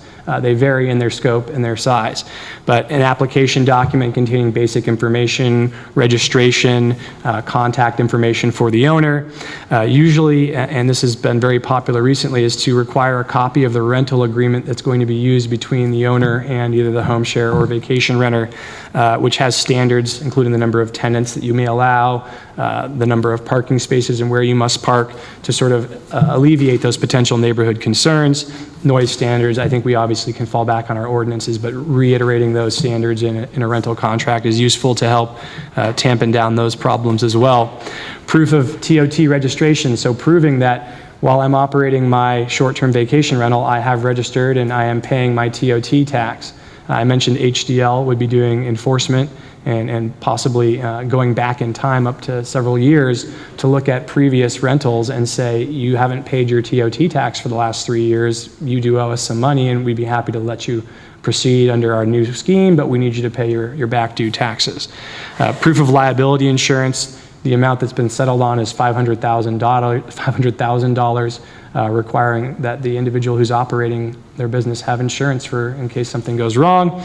And finally, just a straightforward regulatory fee for the permitting process itself. The city's going to spend some time and energy ensuring that these people are operating in a legal manner, that the renters are going to be operating and living in safe quarters, and we have to administer a scheme and permits to do that. So a fee to capture those costs so that the city's not realizing a net loss at the end of the day from engaging and regulating this behavior. Kills me. Permit revocation progress. We have processes to revoke permits. Violations of straightforward requirements such as the number of occupants, whether you have a duration requirement, the number of days you can revoke the permit. All jurisdictions build in requirements for the revocation in the case of misuse. It's a standard concept, and it's for fraud when somebody misrepresents to the city one way or the other what they're doing, and we uncover that they've lied to us. You can revoke their permit, and you used to have a blackout period at that, so once the permit is revoked, the applicant can't apply for another permit to use their home as a short-term vacation rental or home share until they've actually paid sort of a penance of maybe a year, maybe 6 months, whatever the council would desire. And there's also a hearing process you could build in if you wanted. Thank you very much for the clue. I'll wrap it up here. You have your jurisdiction and your ability to take anything you want from that person in terms of withholding future permits. So you can make it a very significant penalty for somebody who doesn't comply with a statute. We talked about the TOT considerations and some strategies for accountability. Essentially, I think you have the lay of the land at this point, but I wanted to leave it open to any questions you may have. I know there's probably some public comments. I saw a number of speaker cards on this particular topic. At this point, we'll just wrap it up and leave it to you to ask for direction. Well, thank you, Reed, for that very detailed and very thorough on all the things that can come up with. I mean, that was really excellent. I think what we were looking at initially when we talked about this earlier this year was let's bring it back at the end of summer to see how things are, and some of this bubbled up for, it's always the people with bad behavior that brings this up, right? But that doesn't mean that other people need to be penalized, and there were some homes in some areas that were party houses, and it's not just, the teenager had the party while the parents were out. This was Friday, Saturday nights, 10, 12 people, loud, noisy, in the middle of residences. And there was a couple of the residents were being good neighbors themselves and would call the owners, but this would happen every week. So it's not like your neighbor next door had a party and you said, cool it, don't do it all the time. This was 52 weeks a year, Friday, Saturday, and Sundays. And finally, we got them to call law enforcement because that was the only way it was going to be documented. And we've got 2 cards here, and just to let the council know, I did a little outreach and asked the chamber to solicit feedback from the hoteliers. got feedback mostly from people that were outside the city limits. I talked to one person myself and just got one feedback.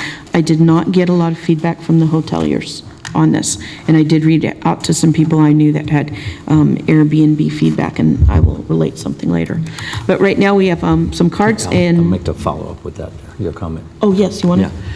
Yeah, and, excuse me, I'd invite you over to the farm. You don't have to buy anything, but I have a world map over there of our visitors from the last 2.5 weeks passing through. And I can tell you, unincorporated, the Europeans use these services, whether it's on Skyline or in our neighboring areas. I'm amazed. I am, where are you staying? Oh, I'm staying here, I'm staying there. So, you know, it is really the Europeans' way of life. And we rely on them to come through and enjoy our great state. So I think, you know, I'm anxious to hear the speakers. Thank you for giving me a moment there, speakers. We'll hear from Mr. Sutro, followed by Tim Pond.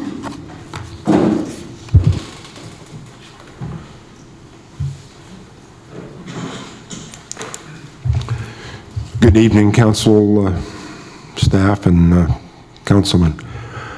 Jim Sutro, live at the corner of Kelly and Johnston. First of all, my home is not listed at the moment.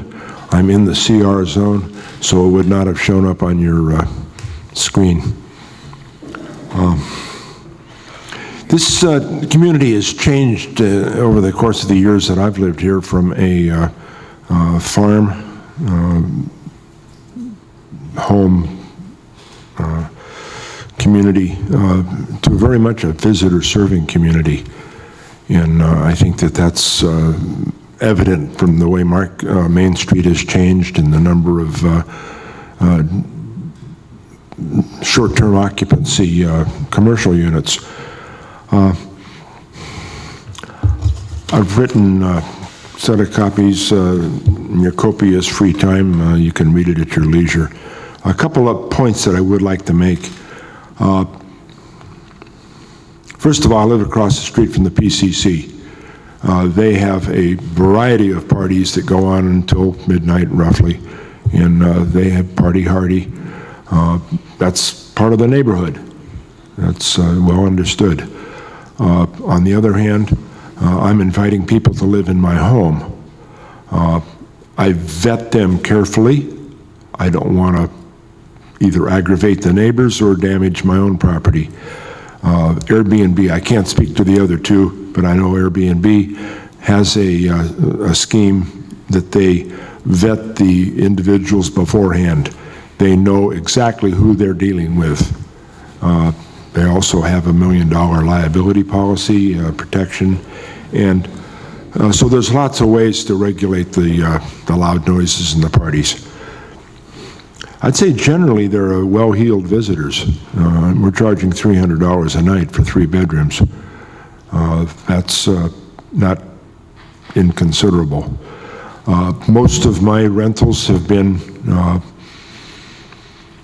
families, very close-knit friend groups. We had one couple just in particular. One came from the Cape Cod. Their son came from his job in Japan embassy, and they realized that the West Coast was a perfectly appropriate place to bring everybody together and celebrate Christmas. Whether they would, whether I'm taking money out of the Ritz-Carlton's coffers or not, I don't know. I'm perfectly content. The IRS is charging me in income tax, and if there's, if and when there's an ordinance that I can contribute to the city's general fund through my taxes, it's perfectly appropriate. There's money coming in, let's spread it around. If you've got any questions, I'm available, and thank you for your consideration. Thank you, Mr. Sutro. Tim Pond?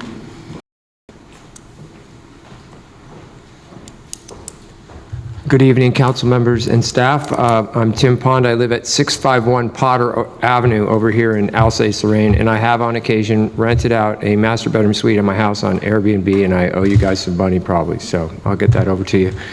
Having said that, I'd like to pay taxes. I think it's a great tax revenue, and I think the city could always use some more money. I don't know if it can be earmarked for Parks and Rec or, you know, that kind of thing, but it would be great if it could be.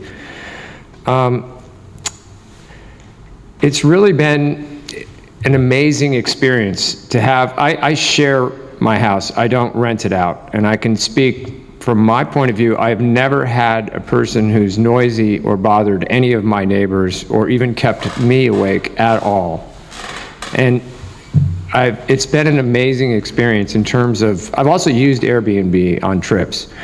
To get to know people from another country on a personal and individual basis, it's been, I don't know, it's just an amazing experience. I'm pretty tired here tonight. I didn't sleep well last night, so.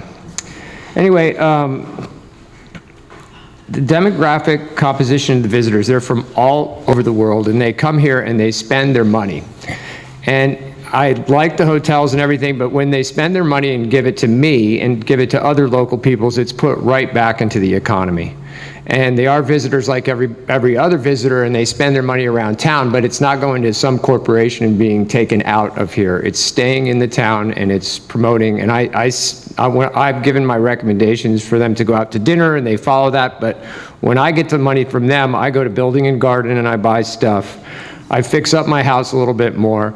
I pay for my kids' school clothes. I pay my $10,000 property tax bill. I, do the other stuff. And I also work. This isn't my primary source of income, of course.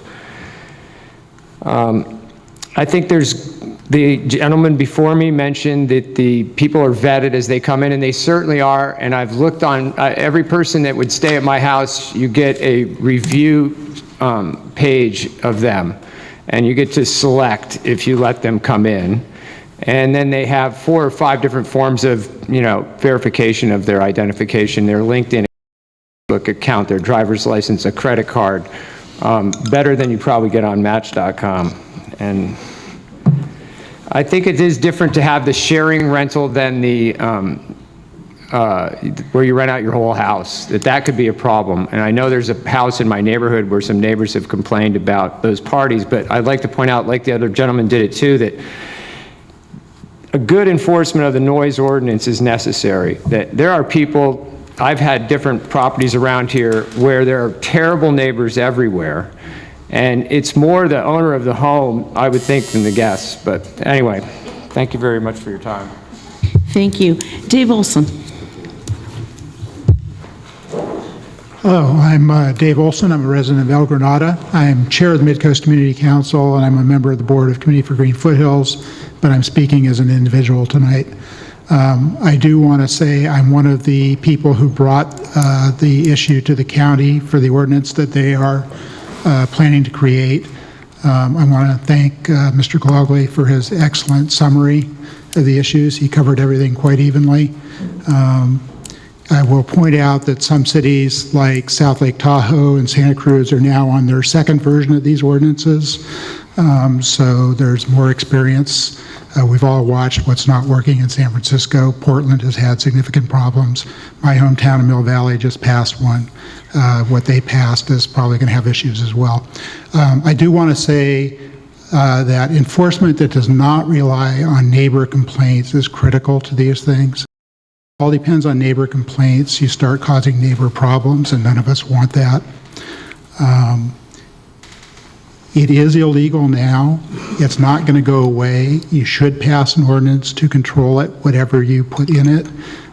You want to make people not be criminals, civil criminals.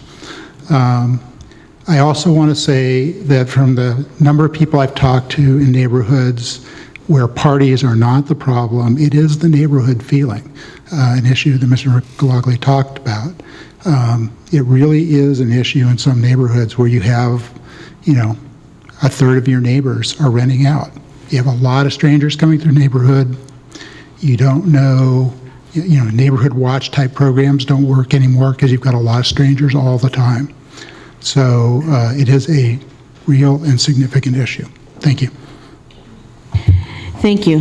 Thank you for your comments. And thank you for everyone for being here about this. I can say that I did get a response from someone from who's on Airbnb, but first of all, I want to say one thing. I think the home sharing that we have going on is critical, and that needs to continue. There's a lot of people who need homes. What's not right is 20 people in a container. 20 people living in a garage, and there's health hazards and things like that are going on. And I know there's been instances along the coast, and that's been addressed appropriately with many agencies. But people should be able to rent out their homes, and some are doing that, whether 6 months, if you call that short term, is a year. And for many, even our seniors, it's a way to receive income, and they're part of the community. I do think Airbnb or the vacation rentals in general provide a great service, because we do not have enough inventory for our visitors to stay overnight by the hotels that we have currently. So certainly the vacation rentals that are operating do help people stay here. That drives an economic engine, restaurants, shops, and of course the people who live in those homes are the great people to tell you what's your favorite restaurant, what's your favorite place to go, and things to do. So it's there's definitely tremendous value, because we don't have enough hotels for people to stay in. However, from what I've heard from some of the hoteliers, and not all of them, again, I'd heard mostly from people in your neighborhood, Dave Olson, that they wanted it regulated with business licenses and paying in taxes for this, because everyone's coming over here and using our roads and all our resources. I want to read just a comment that someone had asked me to say, and this is a person that has her home as Airbnb, and this was a teacher who lost a teaching position, and she's a single mom, and the only way that she was able to keep her home and stay in the community, which she's lived here for the last 50 years, was to be a part of the Airbnb. So you hear from different people in that, and I appreciate your perspectives and wanting to contribute and having a business license too. Council?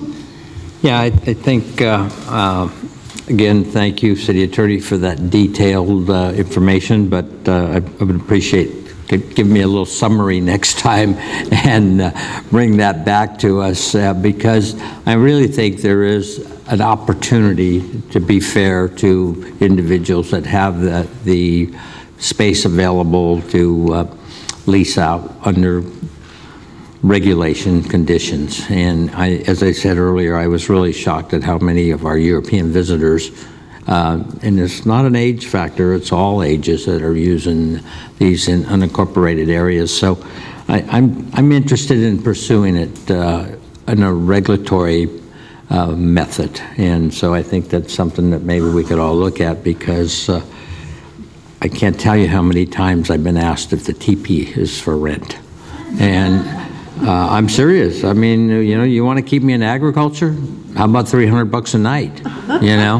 And it's no joke. It's very serious, but I respect the teepee very much. And so these are things that people are looking at.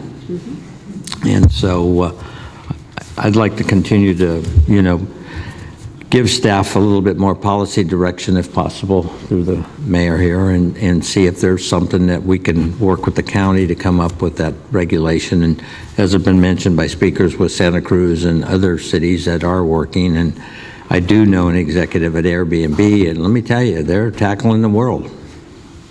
And if they go public, these people are going to have a pretty good chunk to go out and get a real hotel.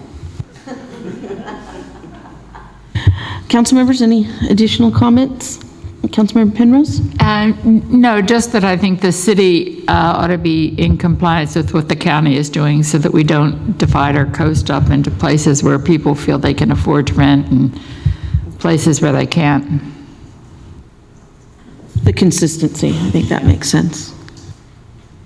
Yeah, I'm in favor of it. I think it's happening. It's going to continue to happen. We might as well regulate it.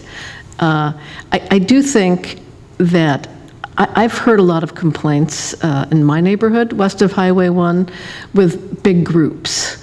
And I've heard pleas to enforce. Certainly, I think we ought to be collecting TOT from people who are doing it currently before we have a regulation. But I've had requests from people to enforce in the residential zones, just cut it off until we do have a regulation. In other words, just stop it dead until we have something in place. So I don't know how the council feels about that. Certainly, we should be collecting the revenue. I don't know how long the window is here in terms of having regulations on the books, but I've heard a lot of complaints that I think ought to be dealt with. And I think there is a law enforcement element of it. I'd like to see us have a business license, and to be fair, it's a commercial enterprise. And the two speakers have lovely homes, and I'm sure they run a really nice, respectable place. And they're, for that kind of money, they're getting people. But again, this came up because of the people who abuse that, the bad neighbors who are running the party house. And we don't want to have that, especially in residential areas. You don't buy a house to have that. So I don't know that I want to put a moratorium on this or to stop, but I'd like to see how we can move forward with just regulating so people can enjoy that revenue stream. It's definitely a big part of an economic driver for the coast side. We did hear the city attorney say tonight, though, that these occurrences in residential zones are a clear-cut violation of the law. So how do we deal with that now? How do we mitigate that? I think I'm hearing that's a real issue. I don't know, and whatever we do, and maybe we should give input and be a part of what the county is doing right now so we can be consistent. I think that would be important. How you stop it right now, like you said, it's going on. I don't know how you do that. I don't know whether it's collecting TOT and a business license, but if there's something that we can do in the interim. And maybe we need to have in our newsletters that go out, if you were having problems with this, call the sheriff or call the city, so that at least we're keeping track of that and people feel like they know what to do and to remedy a nuisance situation. I'm sure Tim Pond is not a nuisance, I know that, but yeah. But there are other areas in the neighborhood that are a problem. So if we can have some sort of communication to let people know we're working on this, if you have complaints in the meantime, by the way, we're going to collect, TOT. I think outreach would be good. And if you have ideas for what you would like to see, maybe it's a workshop at the Planning Commission. And a lot of people did not know this item was not happening tonight at this meeting. So I know it's of great interest. And how do we, capture people's... And maybe it's the discussion that we have here. And I think it's the absentee landlords that are the ones that are the violators, because they're not there to see what's going on. They're not moving back into their home or watching it. It's I know in a couple of cases that law enforcement's been involved with people do not live anywhere near here, so it's kind of out of sight, out of mind, and their place in Miramar is being rented all the time. So that gives you some direction. Let's engage with the county. We would like to be consistent. Absolutely. We'd like to hear more from the Airbnb community. This is, and from the hoteliers, but I think there is a movement to regulate this, to make the people operating these businesses be a part of a regulated business enterprise. Because they are important, and I can't state that enough. What's been going on is important economic driver in the community, because we do not have the inventory to hold all of our guests. And so the homes that are made available have been helping out. All right. Okay, good. Thank you. And we will go to our next item, and that is Main Street Bridge Site Investigation and Structural Report. And we'll be hearing from John Dowdy this evening. And others. And last but not least, okay. As long as it's not as long as the city attorney's report. Well, I hope mine actually has writing on it. That'll be Although and Reed pictures. did a really good job. And pictures. That'll be fines at the meeting tomorrow about that presentation. Thank you very much. Thank you, Mayor, council members. Pleasure to be here. It truly is a pleasure to be here to talk about this item and to kind of have hopeful close to closure on an element of question about the Main Street Bridge and its potential rehabilitation. Tonight, we have a representative from the team who did the assessment work, Mr. Brett Commander.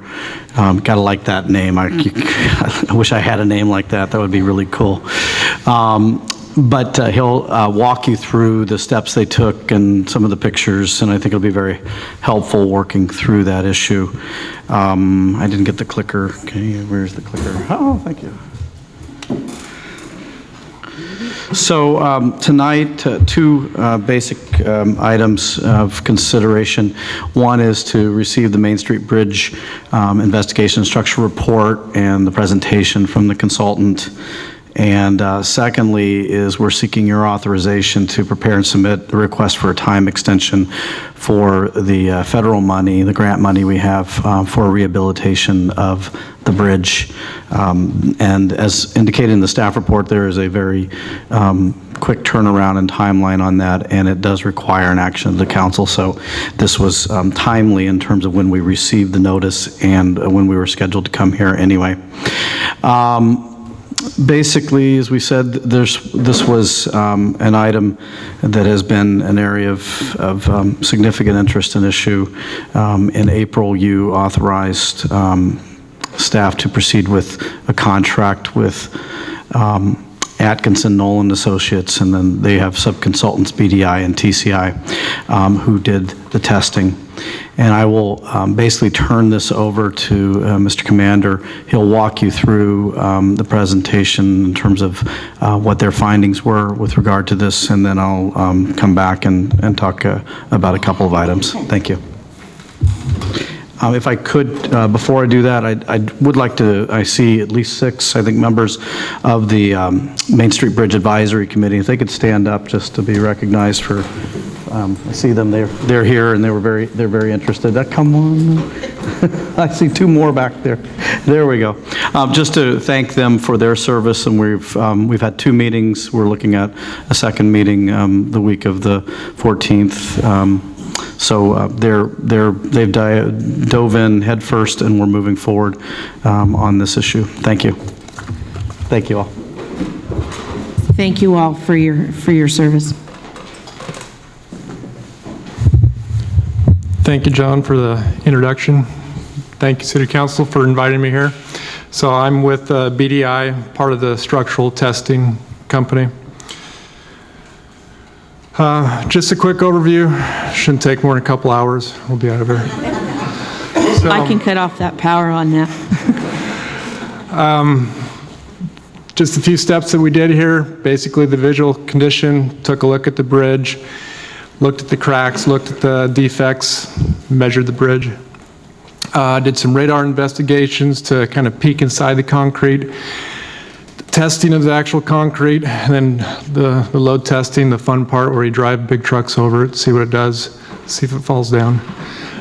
Do a bridge rating, that's the calculations, and then conclusions and recommendations. So visual condition assessment, basically look at the bridge. The big part is mapping the cracks, looking at the defects, condition of the concrete. You look at the picture there and it's obvious that the bridge needs a little bit of repair.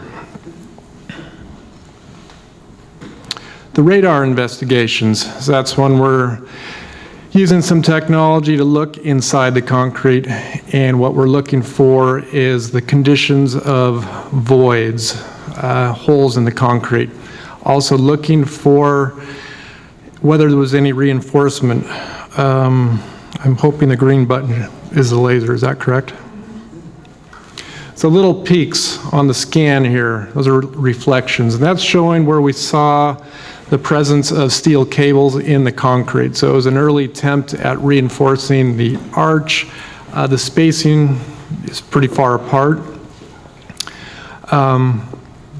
So that was an important thing to find out, but mainly it is more for the condition of the concrete. So the reinforcement, based on the scans we did, you can see the lines in the bridge. That's all drawn on there. That's basically tracing where we found those cables. So they're spaced pretty far apart, and they're not exactly in straight lines, kind of squiggly, not even continuous. No reinforcement in the spandrel walls. Those are vertical walls that go up the side of the arch. No reinforcing on the wing walls either.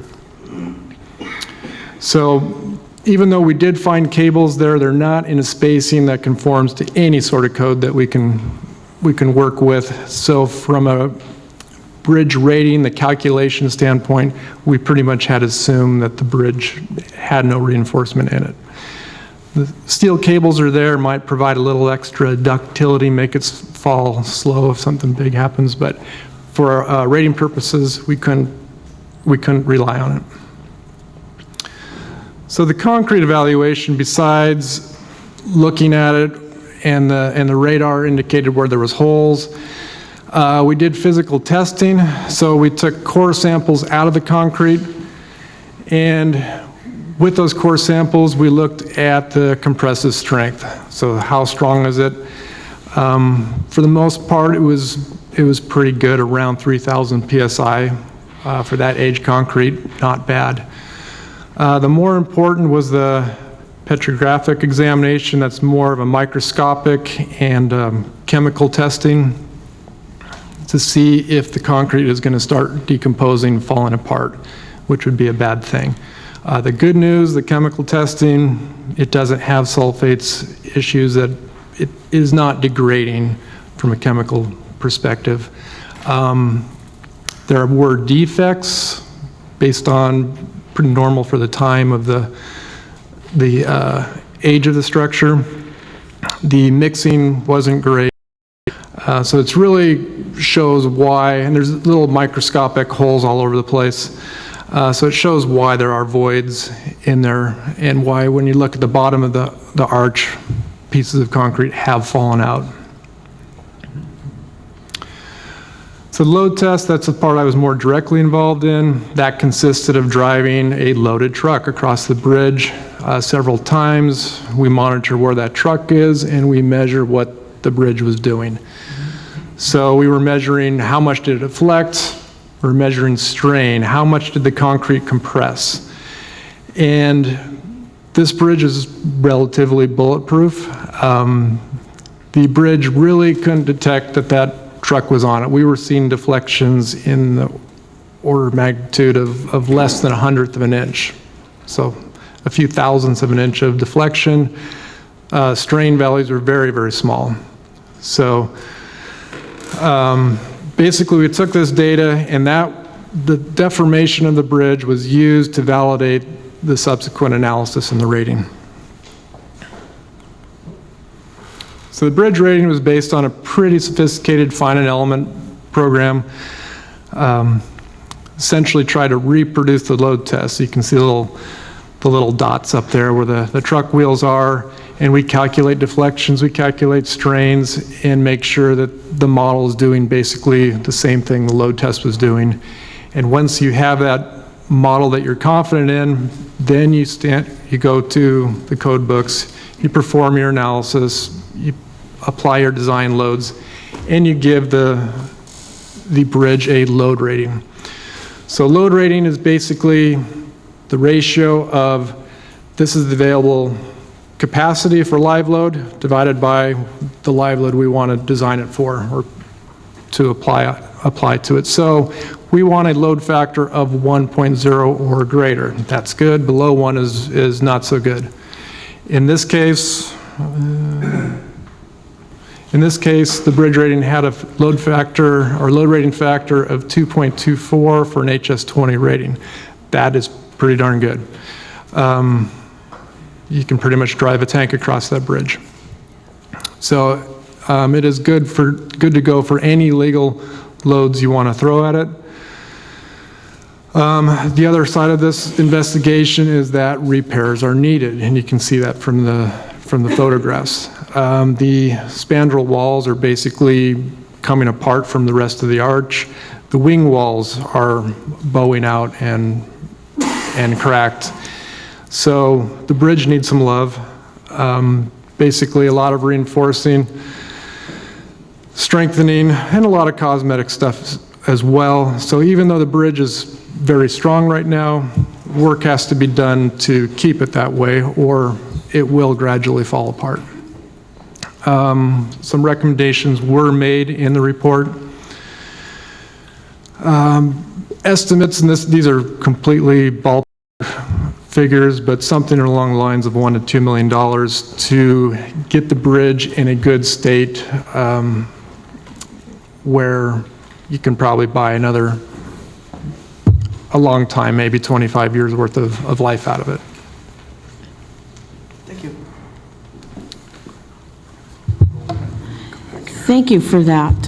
I can just say, just looking at those pictures, the one thing that strikes me the most is how dry that floor is in that creek. I used to play in there, and I've seen the water up as high as that arch. It's amazing how dry that is. Made it easy to test that. Thank you. Continue, John, please. Sure. I'll be brief. As was noted, the report includes pretty general parameters of cost, and certainly as we look at the scope and as we look at going to look at a design professional to deal with this, we will start to see what those dollars really are. But I think the good news is that it's within the realm of certainly our available grant funding. Sort of this is the second part of this, is that we do have grant funding. We are asking for the extension if you authorize that. The other aspect of this is that there will have to be design exceptions approved for components, including the width of the lack of bicycle access if we maintain the existing bridge, the approach angle, and shoulder issues there in the width of the bridge itself. Nothing you can do with a historic bridge except work within that. So we're going to have to ask for that. We'll certainly be looking to proceed toward that if that is directed to do so. But those are sort of the contingent pieces to maintaining the federal funding. And obviously, if that doesn't happen, then we'll have to come back and talk about other funding sources. I also wanted to just say the conversation we had at the Main Street Bridge Committee meeting last week was extremely interesting and productive. And clearly what came of that, out of that was an understanding that a lot of people have been involved in this within the community. I think it's pretty obvious that those inputs and those conversations throughout the Caltrans world and other places have, along with changes in their technical manual, have resulted in some changes to the scoring and evaluation from Caltrans on this bridge. And that, in fact, really bodes well for us being able to look at rehabilitation as a viable option here. So again, the requested actions tonight, following any questions and clarity that's asked for, is the two we've identified. Accept this report and authorize the time extension request. Thank you. Thank you. We have a couple of cards, so we will hear from those right away. First is John Ullum, followed by David Ablofi.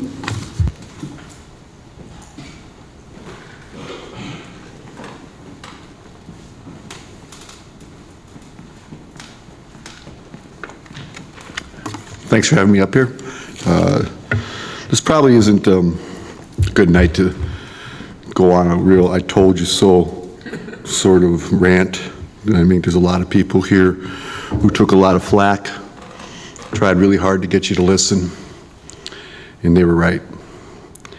I think you need to really, the big question here tonight is not the Main Street Bridge. The big question is, how did we get to this point? How did we get to a point where we have spent more money talking about fixing the bridge than it would cost to fix the bridge? I mean, it seems kind of,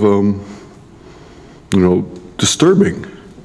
And it's kind of disturbing to think that maybe there are thousands of city councils and agencies across the land who use the exact same kind of thinking. So obviously this bridge should have been tested in 2011. And it's pretty hard for me to come up with any plausibly logical scenario that would lead someone to say we should do anything before we test the bridge. And if there's any need for proof of that, is to see how much money has been wasted, that we don't have anything for it, and how much anger is going to sink in. Hopefully, after the meeting tonight, the people that have participated in this decision, and I'm afraid the other two council members, the big picture is, how did this happen? What mindset got us into this situation?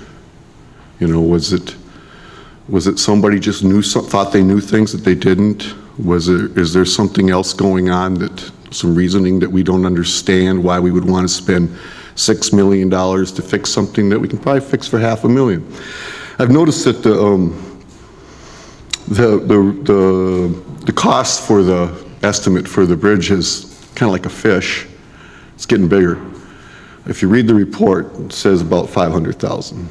If you read the staff report, it says $500,000 to $1 million. Tonight we found out $1 million to $2 million. It's pretty hard to know what's coming next and what should I rely our decisions on, or how I evaluate this. So that would should be looking at. And the last question, real quick, is why is this report that we have been presented tonight a draft? And why is it dated August 28th? I thought it wasn't ready until yesterday or until Friday. I'm trying to figure out why we would be presented a draft report and all this with something that was available on August 28th. Thanks. Thank you. David Ablovi, followed by Jerry Steinberg. Jerry here. God, I've been sitting there for so long, my legs are asleep. I feel like my kid just scored 2,400 on the SATs.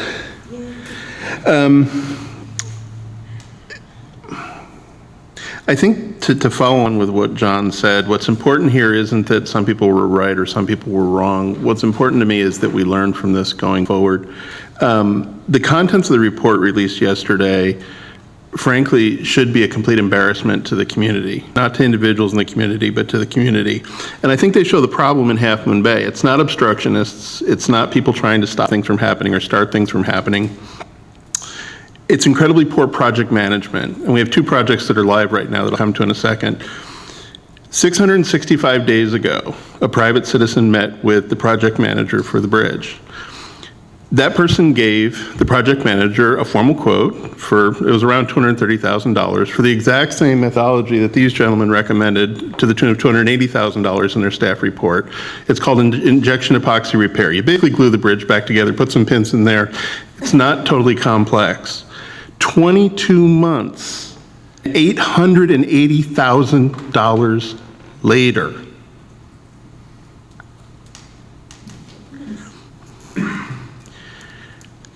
Why did this happen, right? Why did this happen? I'm sure you're asking it too. We're on opposite sides of this, right, Marina or Mayor? But you're saying the same thing. How did this happen? This idiot came before us 2 years ago, almost to the day, and said the bridge is fine and we can fix it, and everything went south from there. Here's how it happened. No one stopped and identified the problem before we applied the remedy. The city engineer quite rightly went after a federal grant, and you guys saw $6.6 million on the table, and no one ever stopped and said, do we really need to replace the bridge? Is it really broken? In the paper, there were quotes of spandrel walls flipping off in an earthquake. There were the quotes of doom and gloom, all of which bulletproof. Holy cow, how did we go from spandrel walls are going to flip off in an earthquake to bulletproof? Because we didn't take a problem-solving methodology and apply it correctly. I'm going to run out of time, so I'm going to try to speed up here. 2 projects are live today. One is the library, one is the Pillars Creek Bridge. And I think these really, so within 2 months, we had a scope of work that was doable. You were able to work with the state because you had a definable problem and you used the right tool to fix the problem, okay? The library is different. The library, people have been dreaming, rightly so, about a library forever. But no one ever stopped to say, what's the largest building we can build on that site? And as a result, we're trying to squeeze a building into that site that is not likely to pass CEQA. It's not likely to pass through CEQA. We need to learn from this. We need to understand that people that are bringing things to your attention are not obstructionists. And if we don't use the right methodology to solve the problems facing our community, we're going to go through this over and over and over again. Thank you very much. Thank you. Jerry Steinberg? Oh, he is here.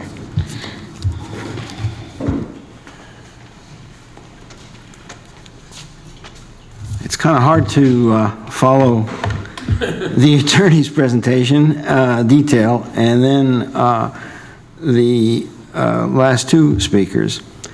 I'm speaking, Jerry Steinberg, Half Moon Bay. I'm speaking for myself as a resident of Half Moon Bay and not as a member of the Half Moon Bay Advisory Bridge Committee. The inspection and testing firm has completed the testing, and they've come up with recommendations that they could only arrive at if you tested the bridge. There's no way you could decide that it was okay unless you did the load test. And that's been asked over and over again. I don't mean to be duplicating what other people have said, but my take is this. After we now know what has to be done. We've got recommendations. I had talked earlier to the engineer, the testing engineer. I really would favor them to do the design work, but apparently that's not one of their specialties. But I would suggest that they be the ones that do the project management of the job. The firm that we have right now under contract, URS, is not the right place. It's just not. I believe the contract is still in existence. It should be canceled. And a local contractor that has done this type of work can do the work.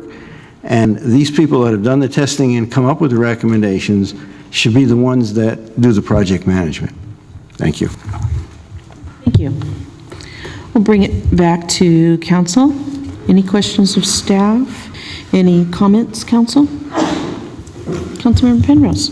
Yeah, I'd just like to say thank you to the Main Street Bridge Advisory Committee for the hard work they've done, but more important, thank you to the community for all the input that you've had into the process and the failure of the process and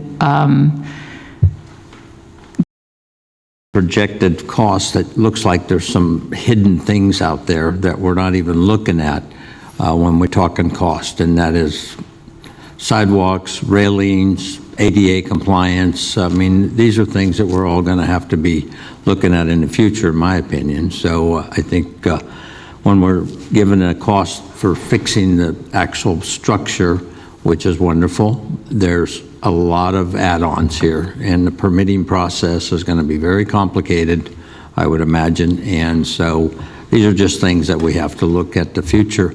And I'm not quite sure, and the legal team can answer that now or later, but will it have to go to a vote of the people for a repair? And I don't know that answer, and maybe the people that passed it would answer it sometime down the road, and I'd like to have that information in the future here. I can give you a short answer now, which is that it depends. Depending on the nature of the repairs, if you look at the language of the Main Street Bridge Preservation Act, I believe the catchphrase, my computer just died on me, is altering the visual, historical, or physical appearance of the bridge. I'm paraphrasing here, but arguably if any proposed repairs, additions to, say, make ADA compliance complete on the sidewalk would impact, arguably, those factors, the law is pretty clear that it would have to go to a vote of the people. It's going to depend, obviously, on the scope of the contemplated repair. That will be the determining factor. So the answer is it depends. That's the best I can give you today. If I could, I think John, that's something also that the committee is very sort of aware of.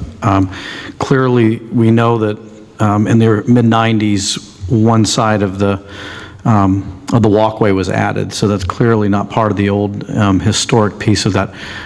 We have funding, as indicated in the staff report, for those purposes from SMCTA, which could mean a separated bridge or continuing with the added addition to the bridge to that point. So we're looking at various issues, and that's what part of the design, and that's really part of why there was a distinct variant in the cost estimates. One is because obviously we could look at as much as having to put a cofferdam in and do some other issues to repair the bridge, which could be very expensive, plus permitting issue. But more importantly is we really don't have a good idea at this point what ADA compliance means and bicycle access.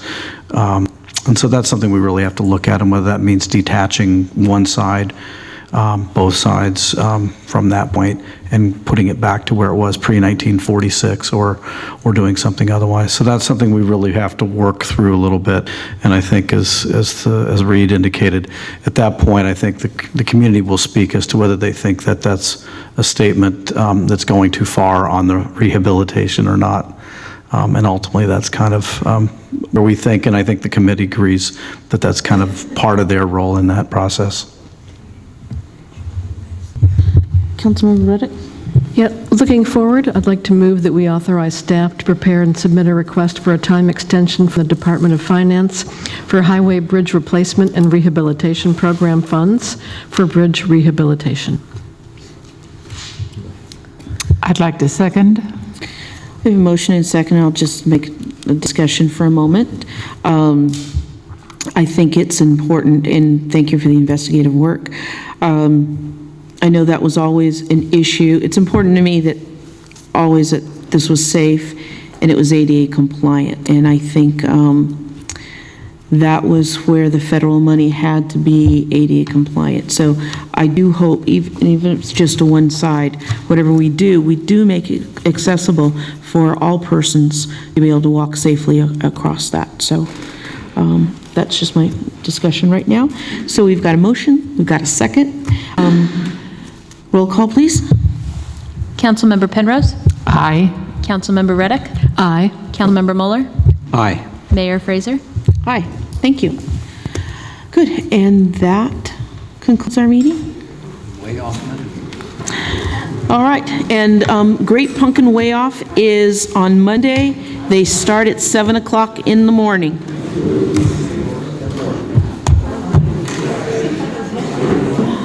God, we got out of here before 10 o'clock? Amazing. He wouldn't count it, right?